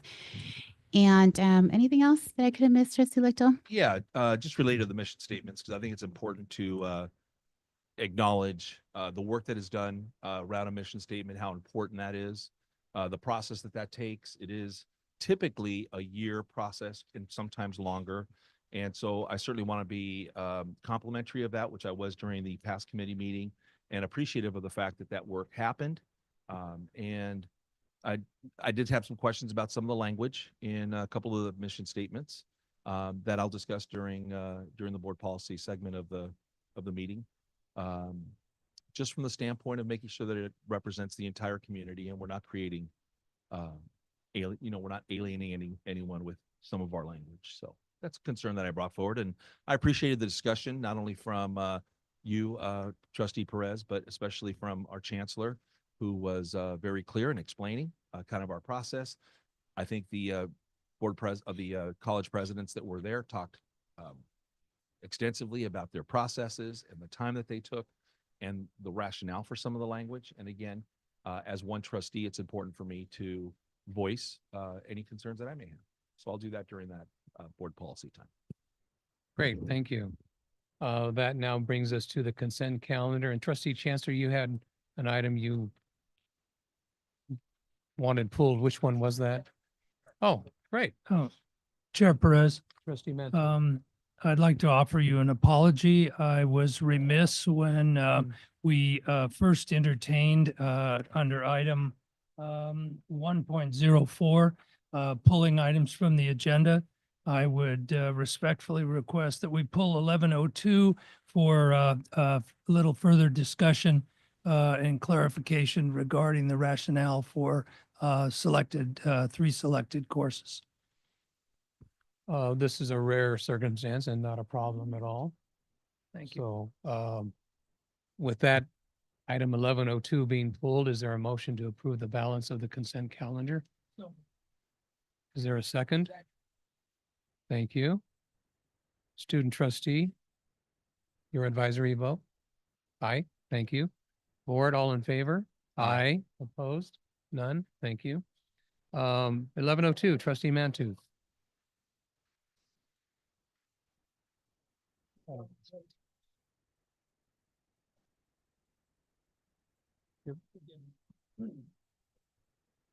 With regard to three new non-credit courses for Oxnard College on cannabis cultivation, cannabis sales and logistics, and cannabis marketing and innovation. Just wanted to entertain a little more, to get a little more information on the rationale.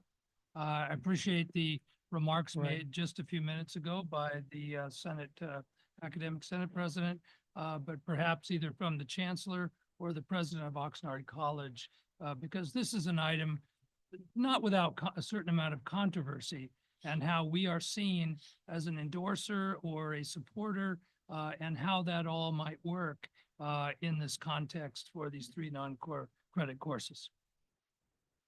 Chancellor, you want President Gonzalez? I think I can help with some comments, but I'm gonna defer to Dr. Gonzalez first, and Trustee Mantooth, if you have any specific questions also about it, if there's just a general explanation of perhaps the connection to our workforce development mission and creating a response to business and industry needs, there may be something there. I suspect that has something to do with the curriculum itself, but I'll turn over to Dr. Gonzalez. May I just interject real quick? Because it may be helpful. I think the overall sense that I would have is, what was about the process? Okay, so, the discussions, the thoughtful discussions related to exactly what Trustee Mantu said, the perception of the community about our endorsement of, the substance, for lack of a better way to put that. So, there must have been a discussion about that. So that's what I'd like to hear. Sure. So I wasn't privy to the discussions and the curriculum process, but if I could ask Dolores to chime in a little bit after I give kind of some context in terms of the program. So the cannabis program is housed in the business department. It's really about running the legalized business side of the cannabis industry, right?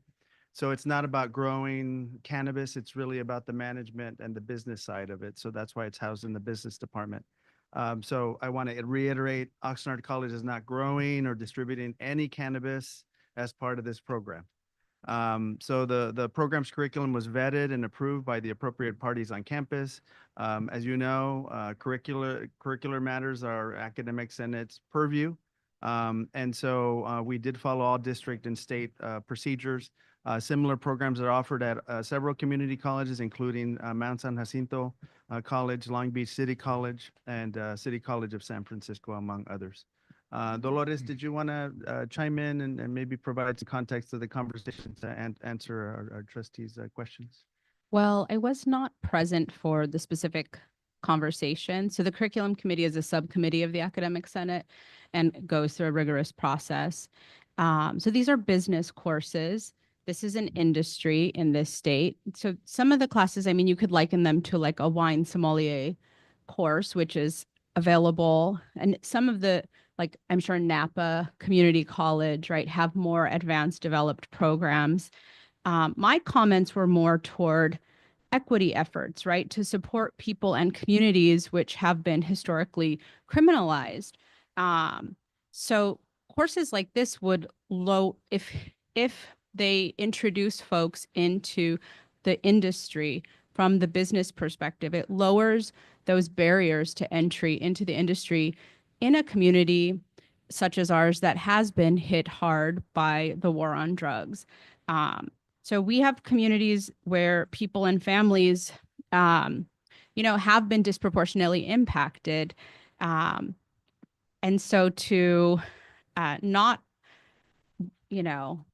to uphold a barrier of just education about this business entry point, to me, is not actually an equitable practice. But I was not present for the specific conversations. This is a career ed course or set of courses.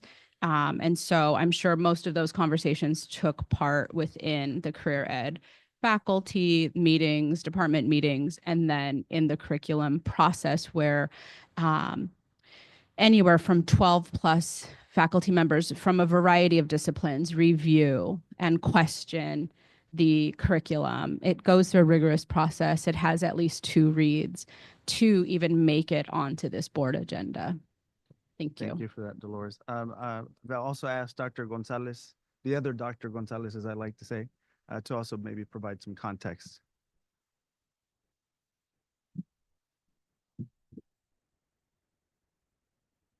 Great.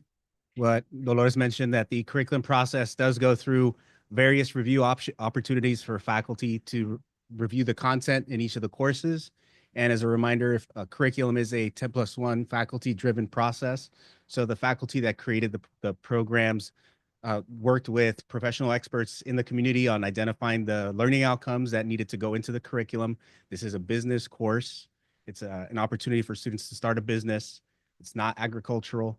And again, it went through the appropriate protocols and processes for faculty to review each other's courses, 2 reads at the local level, then a review at the district council on curriculum and what's the I? Instruction, thank you, DCCI. And then, of course, review and approval at the state level. Dr. Gonzalez, you mentioned that you all mentioned about the process and so forth. I'm curious, and you mentioned that there's other colleges, and did we pattern these courses or these programs after some of these other programs that are in existence right now in the community colleges. Maybe at San Jacinto or one of the other schools. And then also, are there four-year degree programs for our students, either within the Cal States or the UC system? Luis, can you? Sure. or We did use the templates from the other colleges as a starting point, but then of course our faculty use that example and then develop their own learning outcomes for their own curriculum. I'm not aware of four-year programs that these can transfer into. This is a certificate. This would lead to just the courses and then a certificate program in business. Here, I think there's a question. There's a comment.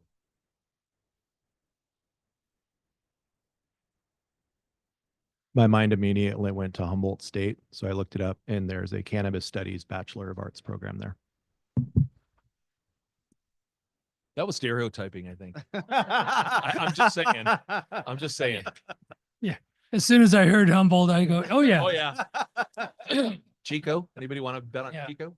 Okay, trustees Lichtel and Manton, All right, any additional questions or? I actually do not, just, for my part in bringing this forward, just want to make sure that we recognize this is part of the real world and it's part of what we do in education, but I also want to make sure that it's brought forward so that it doesn't look like we're running from it. And, it's very helpful to hear additional comment about the process and the vetting for these particular courses. Thank you. Thank And you. I'd like Trustee to Lichtel? say, yeah, real quick that, at heart, I'm kind of a libertarian. I am a libertarian. I believe that most things can be really good for a lot of people when they're done properly and well. And so, I think most things should be permissible, are permissible, but that doesn't mean we need to necessarily take it on, right? So there's a lot of things in society that are legal that, if one of our institutions was going to bring forward like this one, I think it is appropriate to ask questions about process. Another example that comes to mind is something that's really popular right now is sports gambling and gaming, really popular. You can't watch TV without seeing a commercial, or, if you're on the internet, some kind of a pop-up. So, a lot of these things are permissible, but they're not necessarily great for our mission and our purpose. And so that's why the questions come up. So I do appreciate the fact that there was some dialogue and some thoughtfulness behind the process and bringing this forward. And, I believe that whether my convictions are in line with something like this or not, that's not really my place. My place is to say, hey, I'm going to support the college because potentially it's going to lead to some really good opportunities for some of our students. So thank you for taking the time. Thank you. Thank you all for participating in the discussion on this item. Thanks for bringing it or pulling it from the agenda. So you And ready to make a with your motion? permission, I'll move approval of item 11.02. Thank you. Is there a second? Thank you. Trustee Chancellor seconds. Student trustee, how do you vote? Thank you. Board, all in favor? Aye. Opposed? None? Thank you. Okay, that brings us to item 13, board policies. The first one is 1301, action to approve BP 1200 mission. Trustee Lichtel.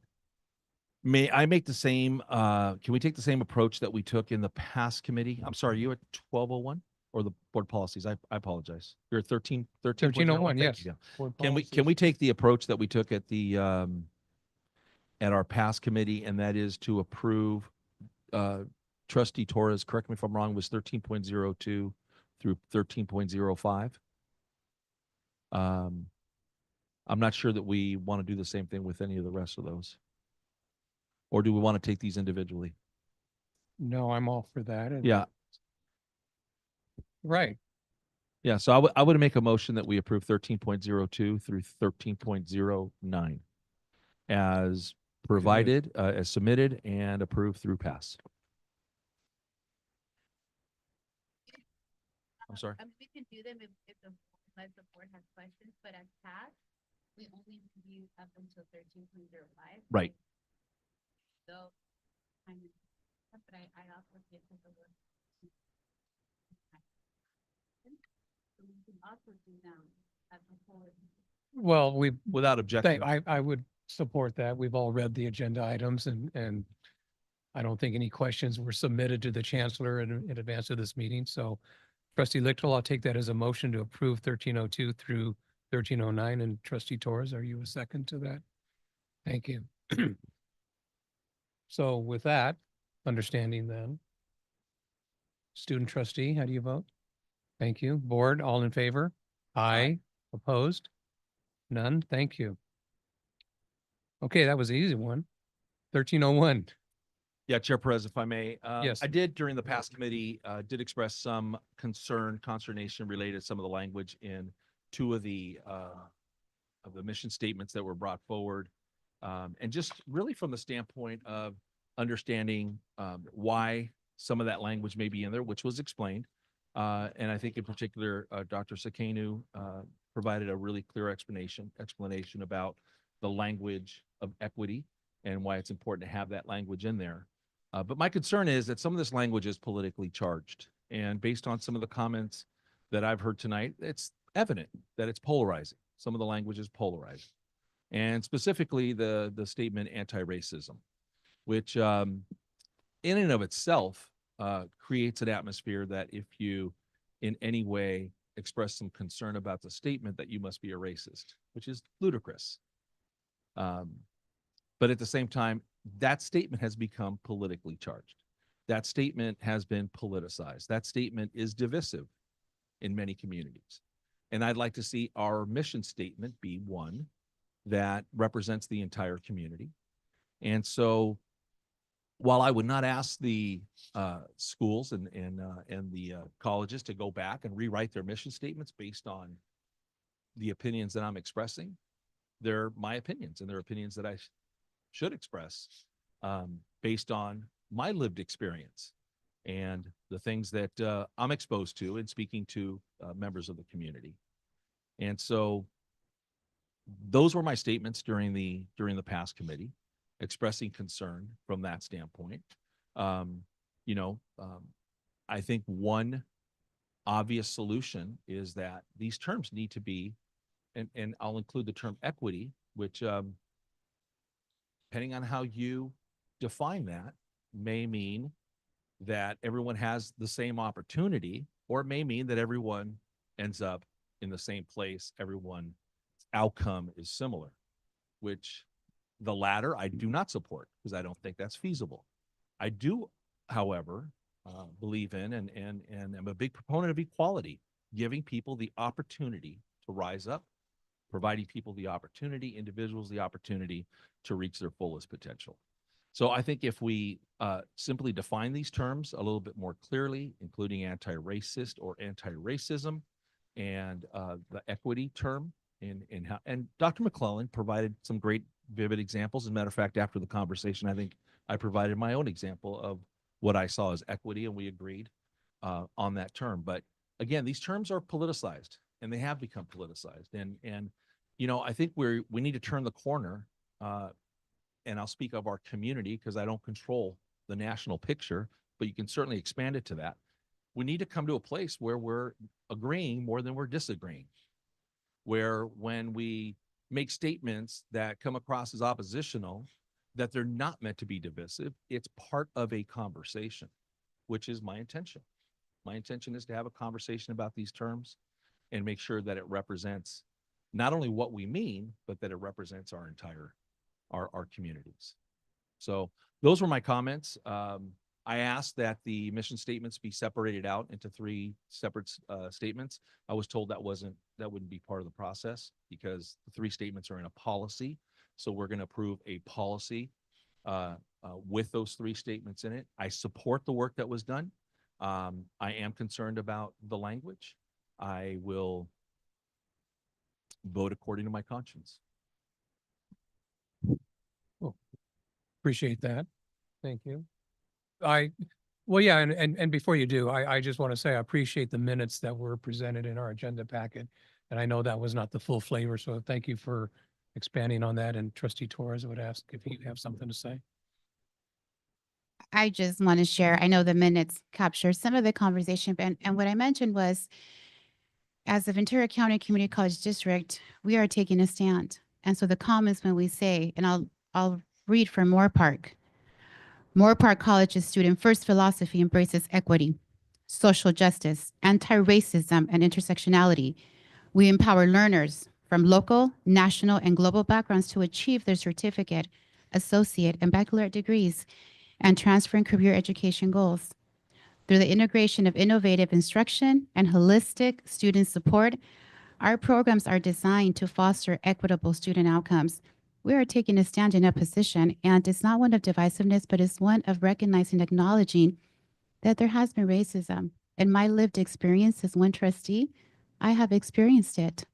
I have been questioned. I have to work double as hard to prove my worth to be somewhere where others get it very easily. So for us, it's a community college in California. The students we represent, it is definitely where we stand, particularly whatever times come our way, to say, as the Ventura County Community College District, we stand by you and we recognize that there has been systems, oppressions, and we're going to make sure we are able to remove some of those systemic inequities. So those are, of course, my lived experiences, but then we have our policies. And that's one of the things we discuss. There's a reason why we have our policies. We look at our policies, we respect our policies. We have a participatory governance process where it went through our colleges and went through discussions of inclusivity, and they come forward to us. And then for us as a board, we say we recognize the work that you have done and we support you. And so as this board policy came to us from our 3 colleges, I know that one of our colleges, Oxnard College, provided, I think by Dr. Gonzalez, the details of just the participatory governance process and where it started was very much appreciated. And so in that conversation, we talked about equity, and there was a moment where there was a belief that maybe the term DI wasn't understood, but then it was clarified that it was very much understood, but nevertheless, it was a sentiment to not have certain terms included. So at that time, both Trustee-elect and I, there was conversations, there were examples, and we said, you know what, let's just bring it forward to the board. And at the board level with our colleagues, we can have a conversation and then decide. It's great to be able to have from different members of our colleges to be here present, from our academic senates to be able to share the process. That's always very helpful. But definitely during any time, really, these mission statements were developed before, whatever the new administration that's going to be coming to our nation, these were developed way beforehand. So in reality, this is something we believe in, something that we stand for, and something that I definitely support that's coming forward from our colleges. So then with this, I think that was a little bit of the conversation that I share. And so we move it forward to the other trustees to decide if you would like to support this board policy. And before I ask trustees Chancellor or Mantooth, I would ask student trustee Whalen, because all these revolve around students. Thank you for including me in the narrative, because I do want to say that being reactionary to, I guess, changes in political climate and being hesitant to adopt this language often forgets the individual, the students in our district who have experienced racism or inequity. And these are not just terms for those students. Like Trustee Torres said, this is their experience. And I think that adopting this language reaffirms that we are here to serve all students, regardless of identity or experience, and that we stand against these barriers that students face in receiving quality education. So yeah, that's my comment. Thank you. Thank you. Trustee Chancellor, anything to contribute, add?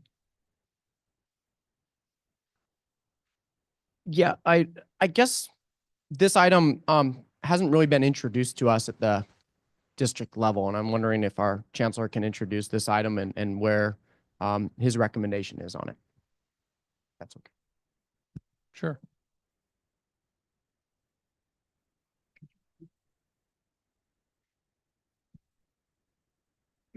Open for an introduction of this item and sort of exactly what we're voting on and where your recommendation is on this item.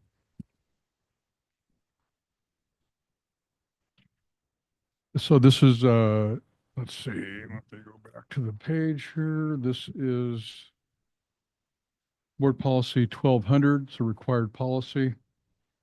It's presented for approval so that it reflects the updated mission statements from each college.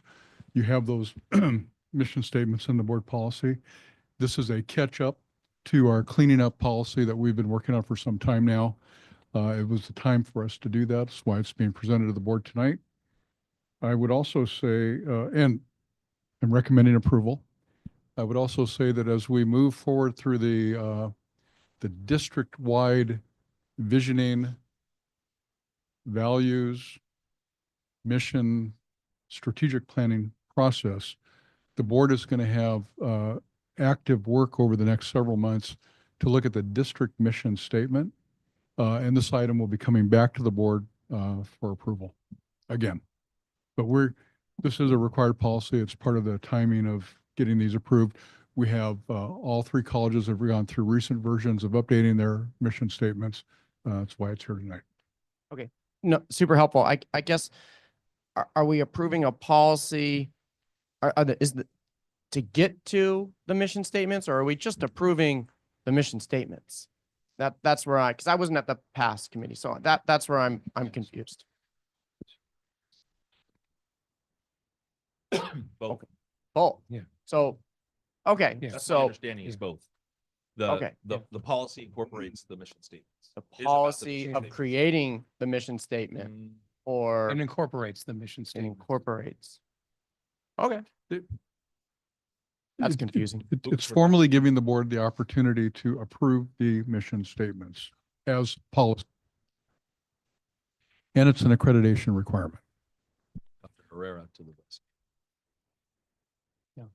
Trustee Mantu. Two comments, actually. One of the big challenges with crafting something like this is you want it to be an exercise in brevity, but you want it to be substantive. So, first of all, I would applaud the district as a whole in crafting its new statement and abandoning some reference to the district administrative center as though it's a separate entity and its own campus. I think what this does is it promotes the identity of all three of our colleges, but under the umbrella of the community colleges of Ventura County. My second comment is anti-racism may be politically charged, but so be it. Often we shy away from certain terms because we don't think they're politically correct. And sometimes we lose the impact of what we mean and what we mean to say. And I would commend to you Dr. Kendi's book, How to Be an Anti-Racist, if you'd like to dig more into this particular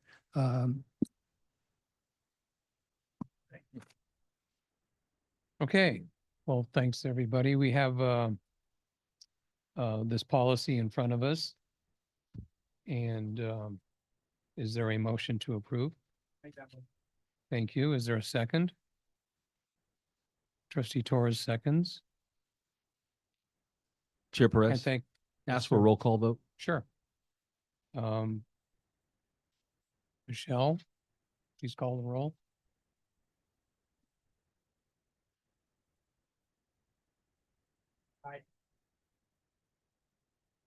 I will vote yes in appreciation for the work that went into the policies and for having the opportunity to express my concerns.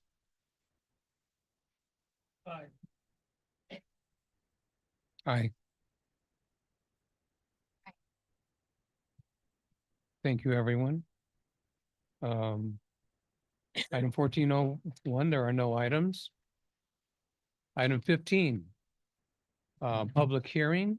I will open the public hearing on the proposed action to approve temporary construction easement and permanent easements to Southern California Edison Company for electric utility infrastructure to support electric vehicle charging stations at Oxnard College. I have no speaker cards for this public hearing. The public hearing is open. Do we have any speaker cards? Does anybody in the room wish to speak on this item? If not, I will close the public hearing.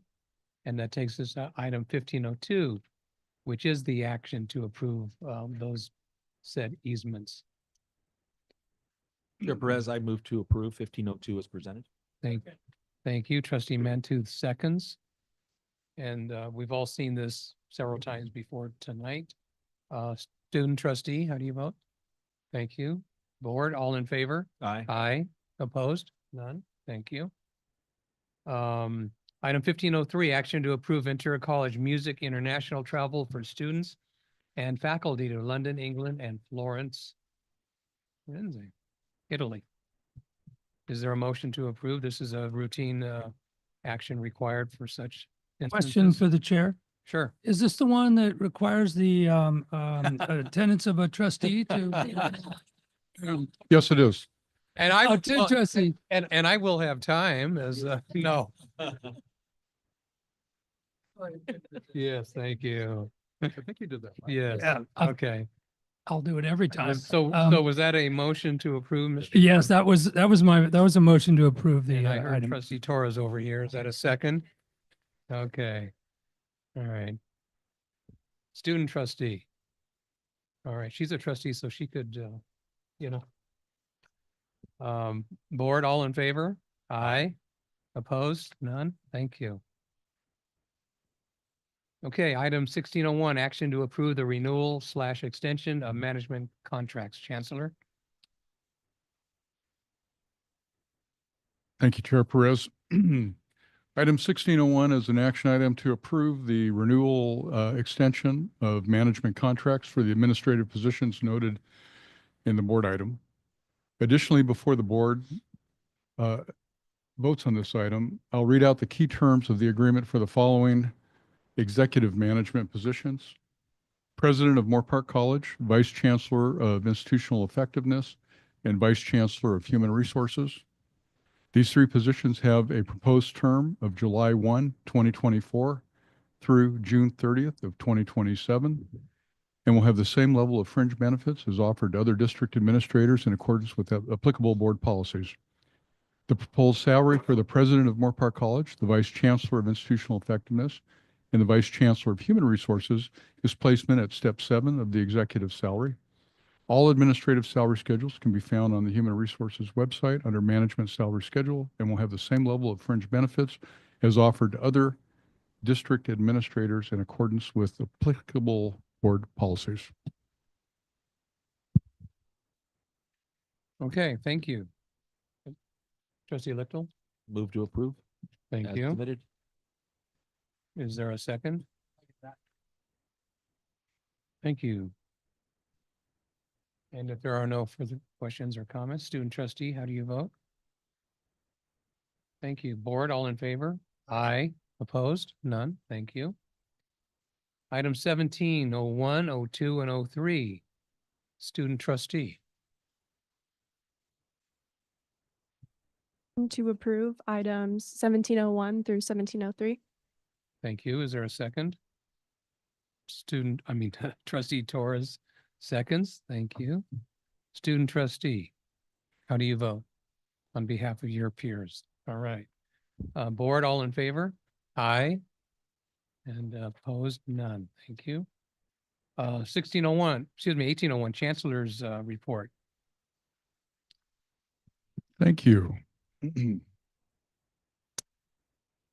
First of all, I'll start with, I just want to commend once again all of the reports, not just the verbal reports that you heard this evening, but certainly the extended written versions of those reports. I hope everybody in the audience and certainly the board appreciates the amount of energy that of course goes into producing those reports. But think about the energy, the commitment, and the collaboration that goes into producing the content of those reports to be written. And we have a we have a complex ecosystem, and all of this to fulfill a simple purpose, or somewhat of a simple purpose. As I like to abbreviate our mission by saying we're in the business of creating hope and opportunity. I'll put equitable in front of that, both at the front end and the back end in terms of outcomes. And so I just want to extend my appreciation as we get to the end of this semester, virtually for everybody in this room and all the folks outside of this room, faculty across the colleges, for the day in, the day out work you do with our students. Yes, you teach them, you help get them to the next level in their learning journeys, but you do so much more. And it's, I know that our students appreciate it. At our opening days at the 3 colleges, I mentioned that, you know, one person helping or one person hurting, one person facilitating or one person hindering makes all the difference in the lives of our students. And so I want to extend my appreciation to the faculty. I want to extend my appreciation to the staff as we get through this, and certainly the administrators and the managers and everybody that works behind the scenes on the front line to support, to provide the resources, to the wide diversity of students and human beings we serve each and every day, and mostly for the doors that we continue to open for all who would come to benefit from what we have to provide. And third, I just want to appreciate and thank our students for making their, especially our graduates this semester, as they've made their way through. They found their way to us. You did something with them that was remarkable, and now they're on to the next phase of their journey. And you know, I say it's a complex ecosystem. It takes a lot of us. It takes every one of us to do that work, and it makes a difference. So thank you. I want to extend my profound and sincere, I think a couple other adjectives here, appreciation for Kathy Bojorquez. You know, every now and then I'll borrow something from Dr. Herrera, something about the planets lining up. Things just fall into the place at the right time when you need them to. And that's certainly the case with Kathy. My first exposure to Kathy was, gosh, it was at, I think, my first board meeting, or it might have even been a committee meeting, and when there were some really difficult conversations around budget, and we were kind of spinning our wheels, and we were not really getting where we needed to do. And she so gracefully came in with a smile on her face, answered every question concisely, accurately, and with the appropriate information to help us move off of that. And from that very first experience and exposure, I knew that she was going to be a valuable asset to me and to all of us here in our district. When she came to the district to help us out as we had a transition in leadership, it was at a moment where there was a really need for somebody to come in and help us with some heavy lifting and some difficult things that needed to get moved. And she developed an agenda, a to-do list. I helped her with that significantly, and she did it all without complaint. I think we have one lingering thing out there, but you got a couple of weeks, so I think there's still time. But I hope you all realize that certainly in my position, and I hope you understand the benefit to this district, that having somebody in a leadership role of Kathy's caliber, her integrity, her commitment, and her willingness to have the difficult conversations when some others at the table may not be willing to have those difficult conversations is an incredible asset for us. So Kathy, thank you for all you've done. And, you know, I wish you well in retirement. And, you know, I think there's a certain period of time you go through, and then you can come back and do piecework and stuff like that. So we'll certainly keep that in mind. I also want to, of course, welcome Valerie Mitchell, and you know, all that wasn't to say you have some big shoes to fill, but you do have some big shoes to fill. We know you're up for the task, and you've already shown that in the few weeks that you've been with us, and we're so delighted that you're here. So again, welcome and congratulations to you. Okay, I want to take a minute and show we're going to queue up a video here. Some of you may have been downtown Ventura this weekend and seen all the can trees. I don't know, anybody go downtown and see the can trees? I did, Kathy. And you know, that's Food Share puts on this event, an annual event, and it just generates massive tonnage of food to feed our community. We did sponsor at the noble fur level a can tree. I don't have a picture of that today, but what I wanted to, you'll see that in other releases. But we decided here at the district office, and then extending out to our colleges, to have our own can tree event. And so, and I want to thank everybody who got involved in that. Nobody should go hungry in our community. We know that somewhere between 30 and 40% of our students are food insecure. About half of those are housing insecure. We know that for our students to be here, food's a big deal. And our students need our help. And I'm really thrilled that our student trustee, Sierra Wellen, has partnered with us and with me and with Food Share. And we are going to be doing some really important work over the next several months to cement our relationship with Food Share, to even support our pantries on each of the colleges, even more so. And Sierra, I appreciate your leadership in that activity. But I want to show you what happened. It's a short video here at the district office.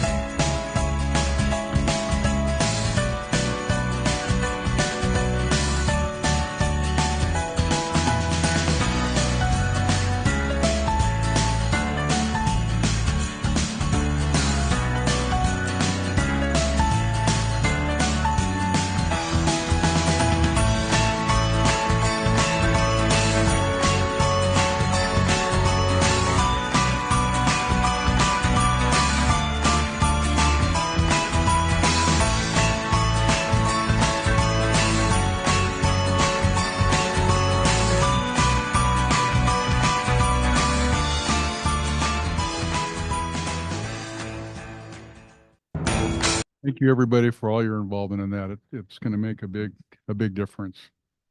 And just a couple more things. Again, add to the acknowledgments and the appreciation for our board chair, Bernardo Perez.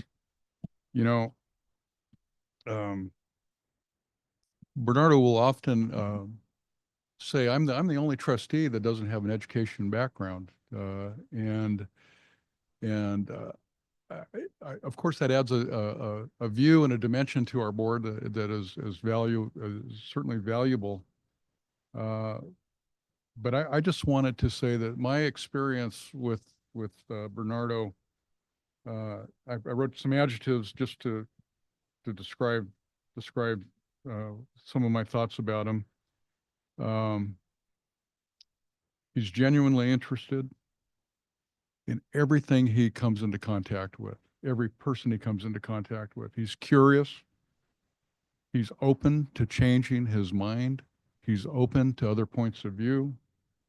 He's committed to the mission, to you, to every one of our students. And he's just an extraordinary human being. And I hope you all recognize and have a chance to tell him how much you've appreciated him being in your orbit, not leaving our orbit, but in this role, because it's been meaningful. Bernardo, I've appreciated your mentorship, your guidance, helping me get my legs in this new role. I mean, you know, chancellors aren't born. It takes a lot of help. And so I sincerely and genuinely appreciate everything you've done. Of course, I wish you well. Whatever comes next for you. And let's see, one more thing. I want to appreciate the board of trustees for extending my contract. I feel like I've been getting braided. I got a B tonight, but I'm going to work on that. So more to follow on that. And lastly, thank you. It's a weird sense of humor I have. I just want to wish everybody happy holidays. I hope you have time to reflect on this last semester, enjoy your families, the people important to you in your lives. We get to do this all over again in January. I'm excited and thrilled about what we do, and that's creating hope and opportunity. So thank you. Thank you. That takes us to item 1901, student trustee report. Thank you, Chancellor, Chair, trustees, and staff here today. I'd just like to add on to my comment earlier regarding Chair Perez. I think it was a couple months ago, I was working 2 booths at Moore Park College's Club Rush, and I'm trying to attend to both booths. And I look up and there's Chair Perez interested in what both my booths are. But not only did I see that his genuine interest and care for what I was speaking about, but I saw him go around to every single booth there was. He stayed from, I think, the beginning of the event to the end. But again, I just want to highlight the impact that you've made on me in my brief time knowing you. And I can't even begin to imagine the impact you've had over the 14 years that you've worked here. Additionally, onto my report, I had the opportunity to meet with the Chancellor, Dr. Putnam, and the Senior Director of Community Engagement at Food Share and the President and CEO of Food Share at Ventura County to discuss further work for the Food Insecurity Task Force. And I also want to highlight that I'm not the sole person in the task force. I work with the Student Trustee Advisory Committee, who is comprised of each associated student government president. So they are helping me with this initiative too. And then also this past Friday, I attended the Food Share Cantry event in Ventura. I think I came just after the Chancellor, so I missed you. But pictures do not do the event justice. The VCCCD tree was massive and incredibly detailed. So much work went into individually wrapping the canned foods, and each can was festively wrapped with either the college logos on it or the district, and no two can or identical can was placed next to each other. So that just shows a little bit into the dedication and work that went into the Food Share event, and it does not go unnoticed. I also had the pleasure of attending Moore Park College's Student One Acts. These performances were incredibly entertaining, wonderfully written, and performed by exceptionally talented students. One act, titled Passion of Joan of Arc, adapted and directed by Alex Latham and co-directed by Ava Cullity, was particularly powerful. It loosely follows the story of a young martyr, who led France to victory during the 100 Years' War and her trial before her death. This adaptation reimagines Joan's trial as a modern courtroom drama where she defends herself as a Buddhist against accusations of assaulting a devout Christian, Jonathan Long. The act provided thought-provoking commentary on the current climate in the United States, and particularly regarding violence and hate directed towards Asian Americans and Pacific Islanders. I think after the performance, I was still clapping as I left the Performing Arts Center, and I probably still have chills today. But all jokes aside, I urge you, if you have the chance to see the Student One Acts or any other performance, to go and support these incredibly talented students. And that concludes my report. Thank you. Thank you.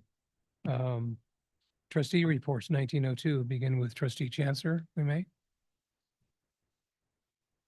Okay, number one, thank you all. And thank you again, Trustee Perez, and congratulations to Trustee Mantooth.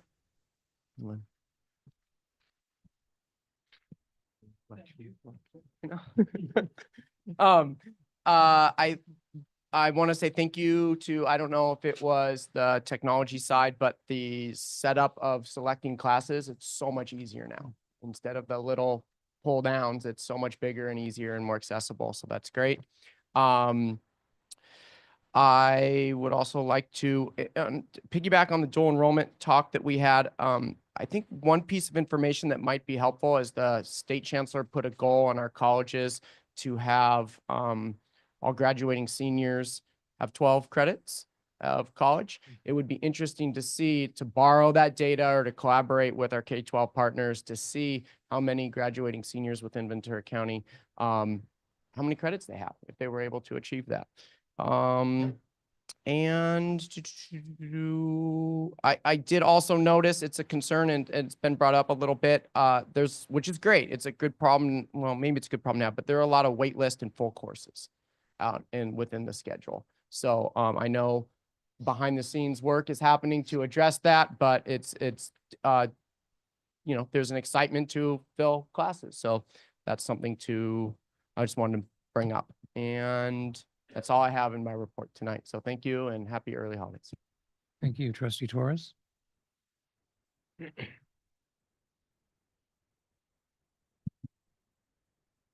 gonna miss you, Trustee Perez. It's been 2 years sitting next to you. It's been 2 years. I know I said everybody's really wished you well, and I really do. And I look forward to keeping in touch with you in a different setting and more see you in some of the workshops at the church. And I think I really see us doing some really amazing work outside of here. And I'm looking really forward to that. And you really led this meeting today with such grace and such poise and such love, just love. And it was felt. You helped me stay true to the agenda also. Thank you. But I wanted to highlight that because it was you. It was the Bernardo that I had. Do you remember that one time? I think it was in the only one conference I went to, and it was in Lake Tahoe, that I was able to actually get out of work and go. And we were at this diner in that evening, and you're like, okay, come on, let's go, Gabby. And we just had that conversation and tell me about why did you run for office and what are your goals? What do you want to do? And I just remember just coming in, not knowing what to expect, just my heart and wanting to make a difference in my community, in my colleges where I grew up. And I stayed with that diner conversation and then being in the airport and just always willing to be there if there was everything that I ever needed. So I really want to thank you for that. For me, it was such a pleasure being at the Academic Senate at Oxnard College. It was really fun and all the questions that came in and, but I loved it because as part of being a trustee, being able to answer questions and understanding frustrations that people may feel and just, I'm there. I'm one of the trustees and representing all 5 of us and being able to respond. And so I really appreciated that opportunity. I think it allows them to be able to see us that we're authentic and that we're willing to be there and that they can ask anything that they want. And there's things we might be able to respond, things we may not, but just that connectedness and the invitation. So I really enjoyed it just being there. Then some of the conversations I got to have with some of the faculty members. I wish I had more time. I do work, so I don't have as much time to be able to get out. But when I do, I do make it an effort to be out there at the colleges to get a sense to meet with the students and the staff and hear of their needs and wants. I'm going to say to everyone, take this time to have a beautiful time with your family, to enjoy this beautiful Merry Christmas and Happy New Year. My uncle just passed away. We just buried him, and he was a second dad to me. And so I'm very glad that I got to spend time with him and say, I love you, Theo.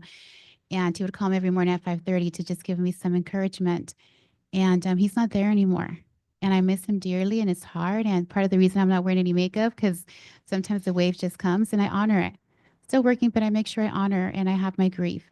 And if there were times I needed to excuse myself, I was going to excuse myself if I needed to from my seat to go cry, but I thank God I didn't have to. But I only share this to encourage you to do the same, to encourage you to take time for yourselves and take care of you. And if you need to enjoy your family, enjoy your family. If you need to grieve. If you need to take time off because I'm feeling a little stressed, do it. That's what our students want from us, really. And so take care of yourselves. We have each other. The work is going to continue.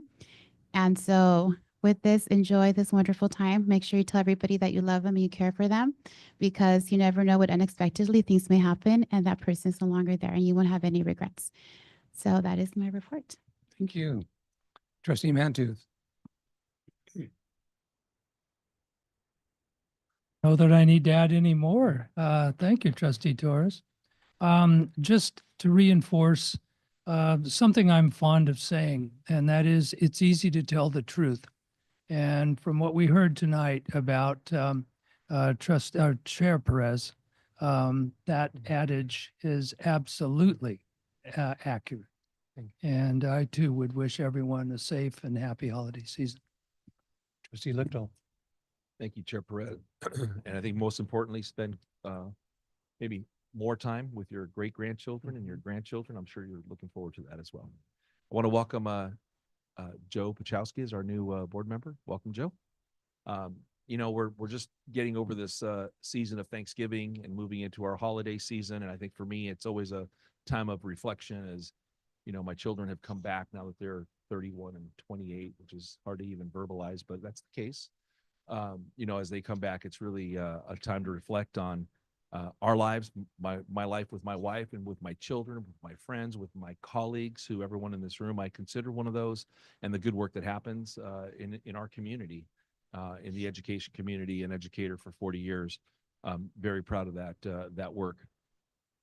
And I just want to encourage all of you to do the same thing. Reflect as you have time with your families. Though I think you said they should get away from work altogether, and I've never really espoused that. I've always felt like you got to keep working a little bit, right? You got to stay a little bit in touch. I'm only kidding.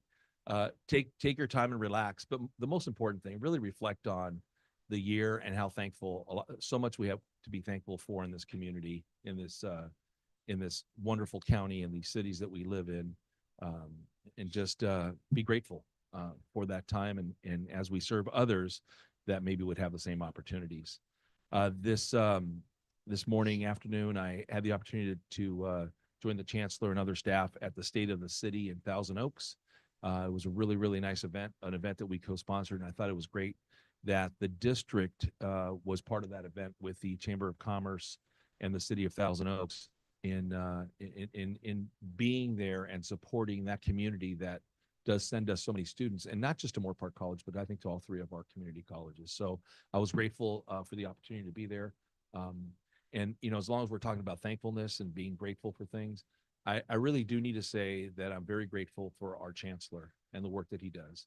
And if you've not seen him work the room at one of these events, he represents this community, and I'm talking about our community college district, very, very well in the way he speaks about all of you, all of us, our mission.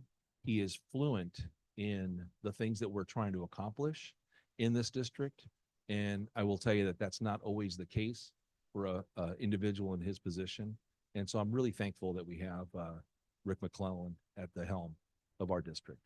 So with that, in my home, we celebrate Christmas. I wish you Merry Christmas or any holiday that you celebrate. Thank you. So first of all, I was remiss earlier in the evening by not offering any comments at agenda item 304, where we voted to approve the Chancellor's contract. But I want to follow up on Trustee Lichtel's comments right there of feeling grateful, but also fortunate for all of us that we do have Chancellor McLennan here, and Rick, for all of those very deserved acknowledgements that you gave out to your team and the campus communities, et cetera.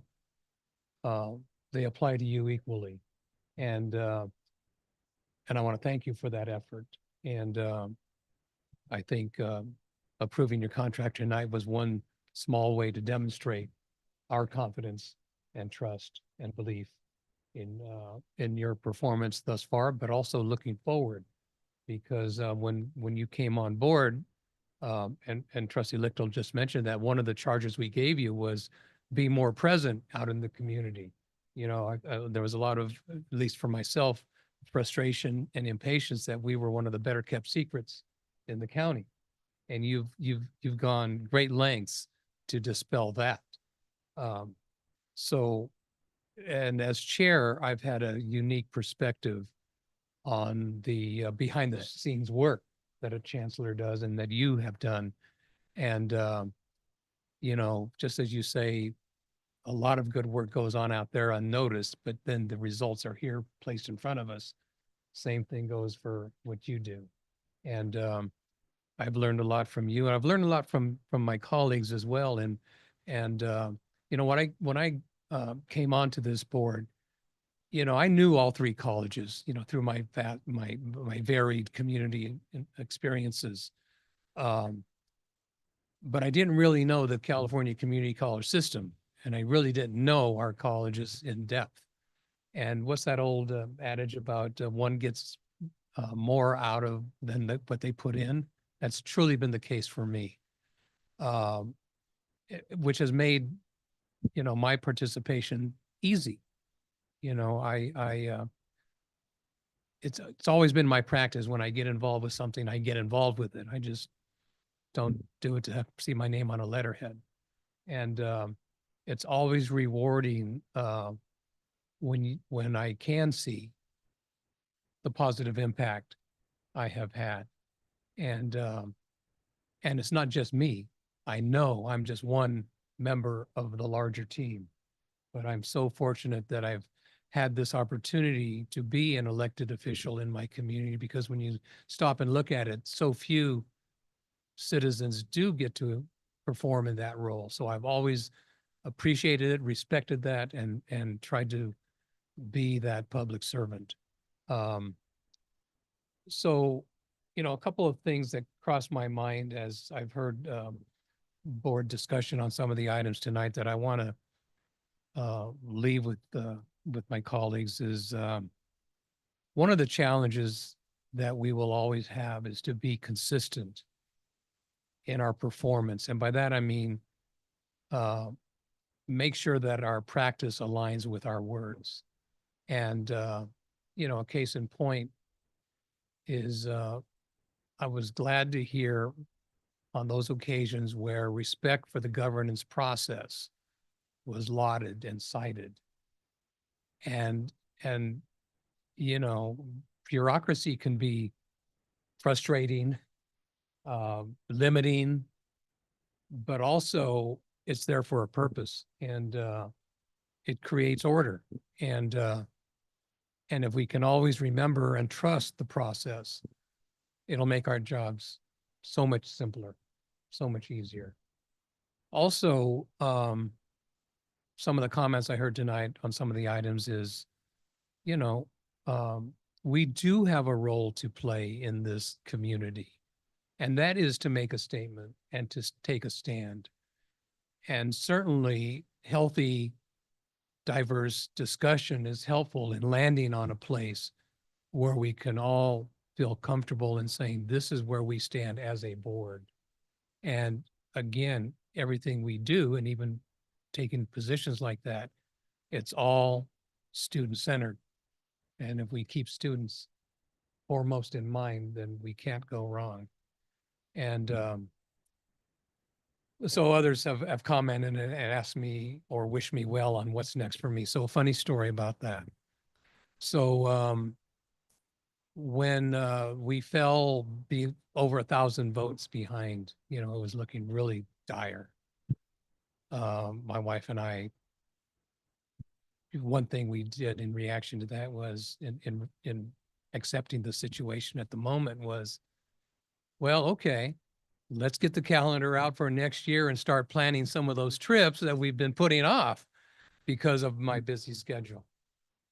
And then we started gaining ground, and I started thinking, gee, how am I supposed to feel about that now? Here I was feeling liberated to a certain degree. And, I've never been involved in an election to this degree. And in fact, in talking with the county clerk this afternoon, so few people in our area have. So amongst all the other emotions, stepping back, it's been exciting. It's a unique experience, and I'm part of it, and that's kind of crazy, but it's what it makes me think is just be present in the moment and just keep going. So, but a couple lingering items. Julius, I hope you do or have and will continue contact with that Board of Governors member.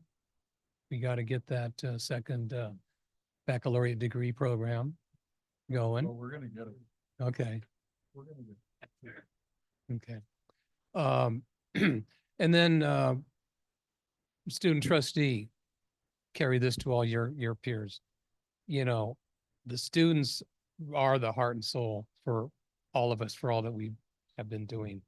And I have been blessed to, with all my campus visits, to just see the talent and the energy and the accomplishments of all the students. And I think that's what makes all the time and effort worthwhile for each of us. And so, like Rick said, I'm still going to be an active participant in my local and regional community. So I do hope our paths cross in some way, shape, or form.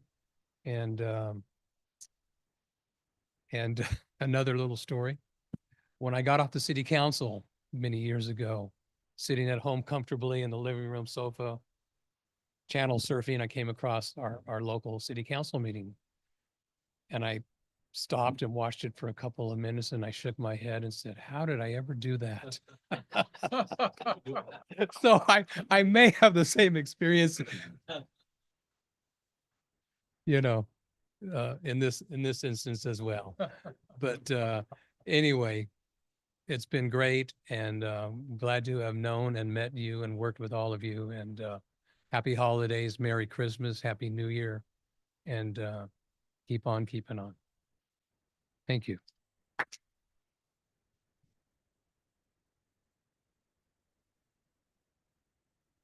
1903, any trustee requests for reports? No, we have, okay. I will be submitting a request for reports as just a follow-up. Seeing all the data today with dual enrollment, I'd like to, and I know that we've gotten some of that through past committee and the IE reports. I'd like to see that on the radar as a continual kind of feedback to us as far as the dual enrollment process, the dual enrollment numbers disaggregated by student groups. I think that's really, really powerful. I think there's a lot of great implications there through dual enrollment. So I will submit the form as appropriate. Great. Thank you. And before I go to the adjournment, presidents, please convey to the foundations at your colleges also my appreciation for the work that they do in supporting our mission. So that takes us to adjournment, and we will adjourn in the memories of Sharon Miller, former student activities specialist at Moore Park College, and Linda Rovai, former counselor at Ventura College. And with that, we are adjourned.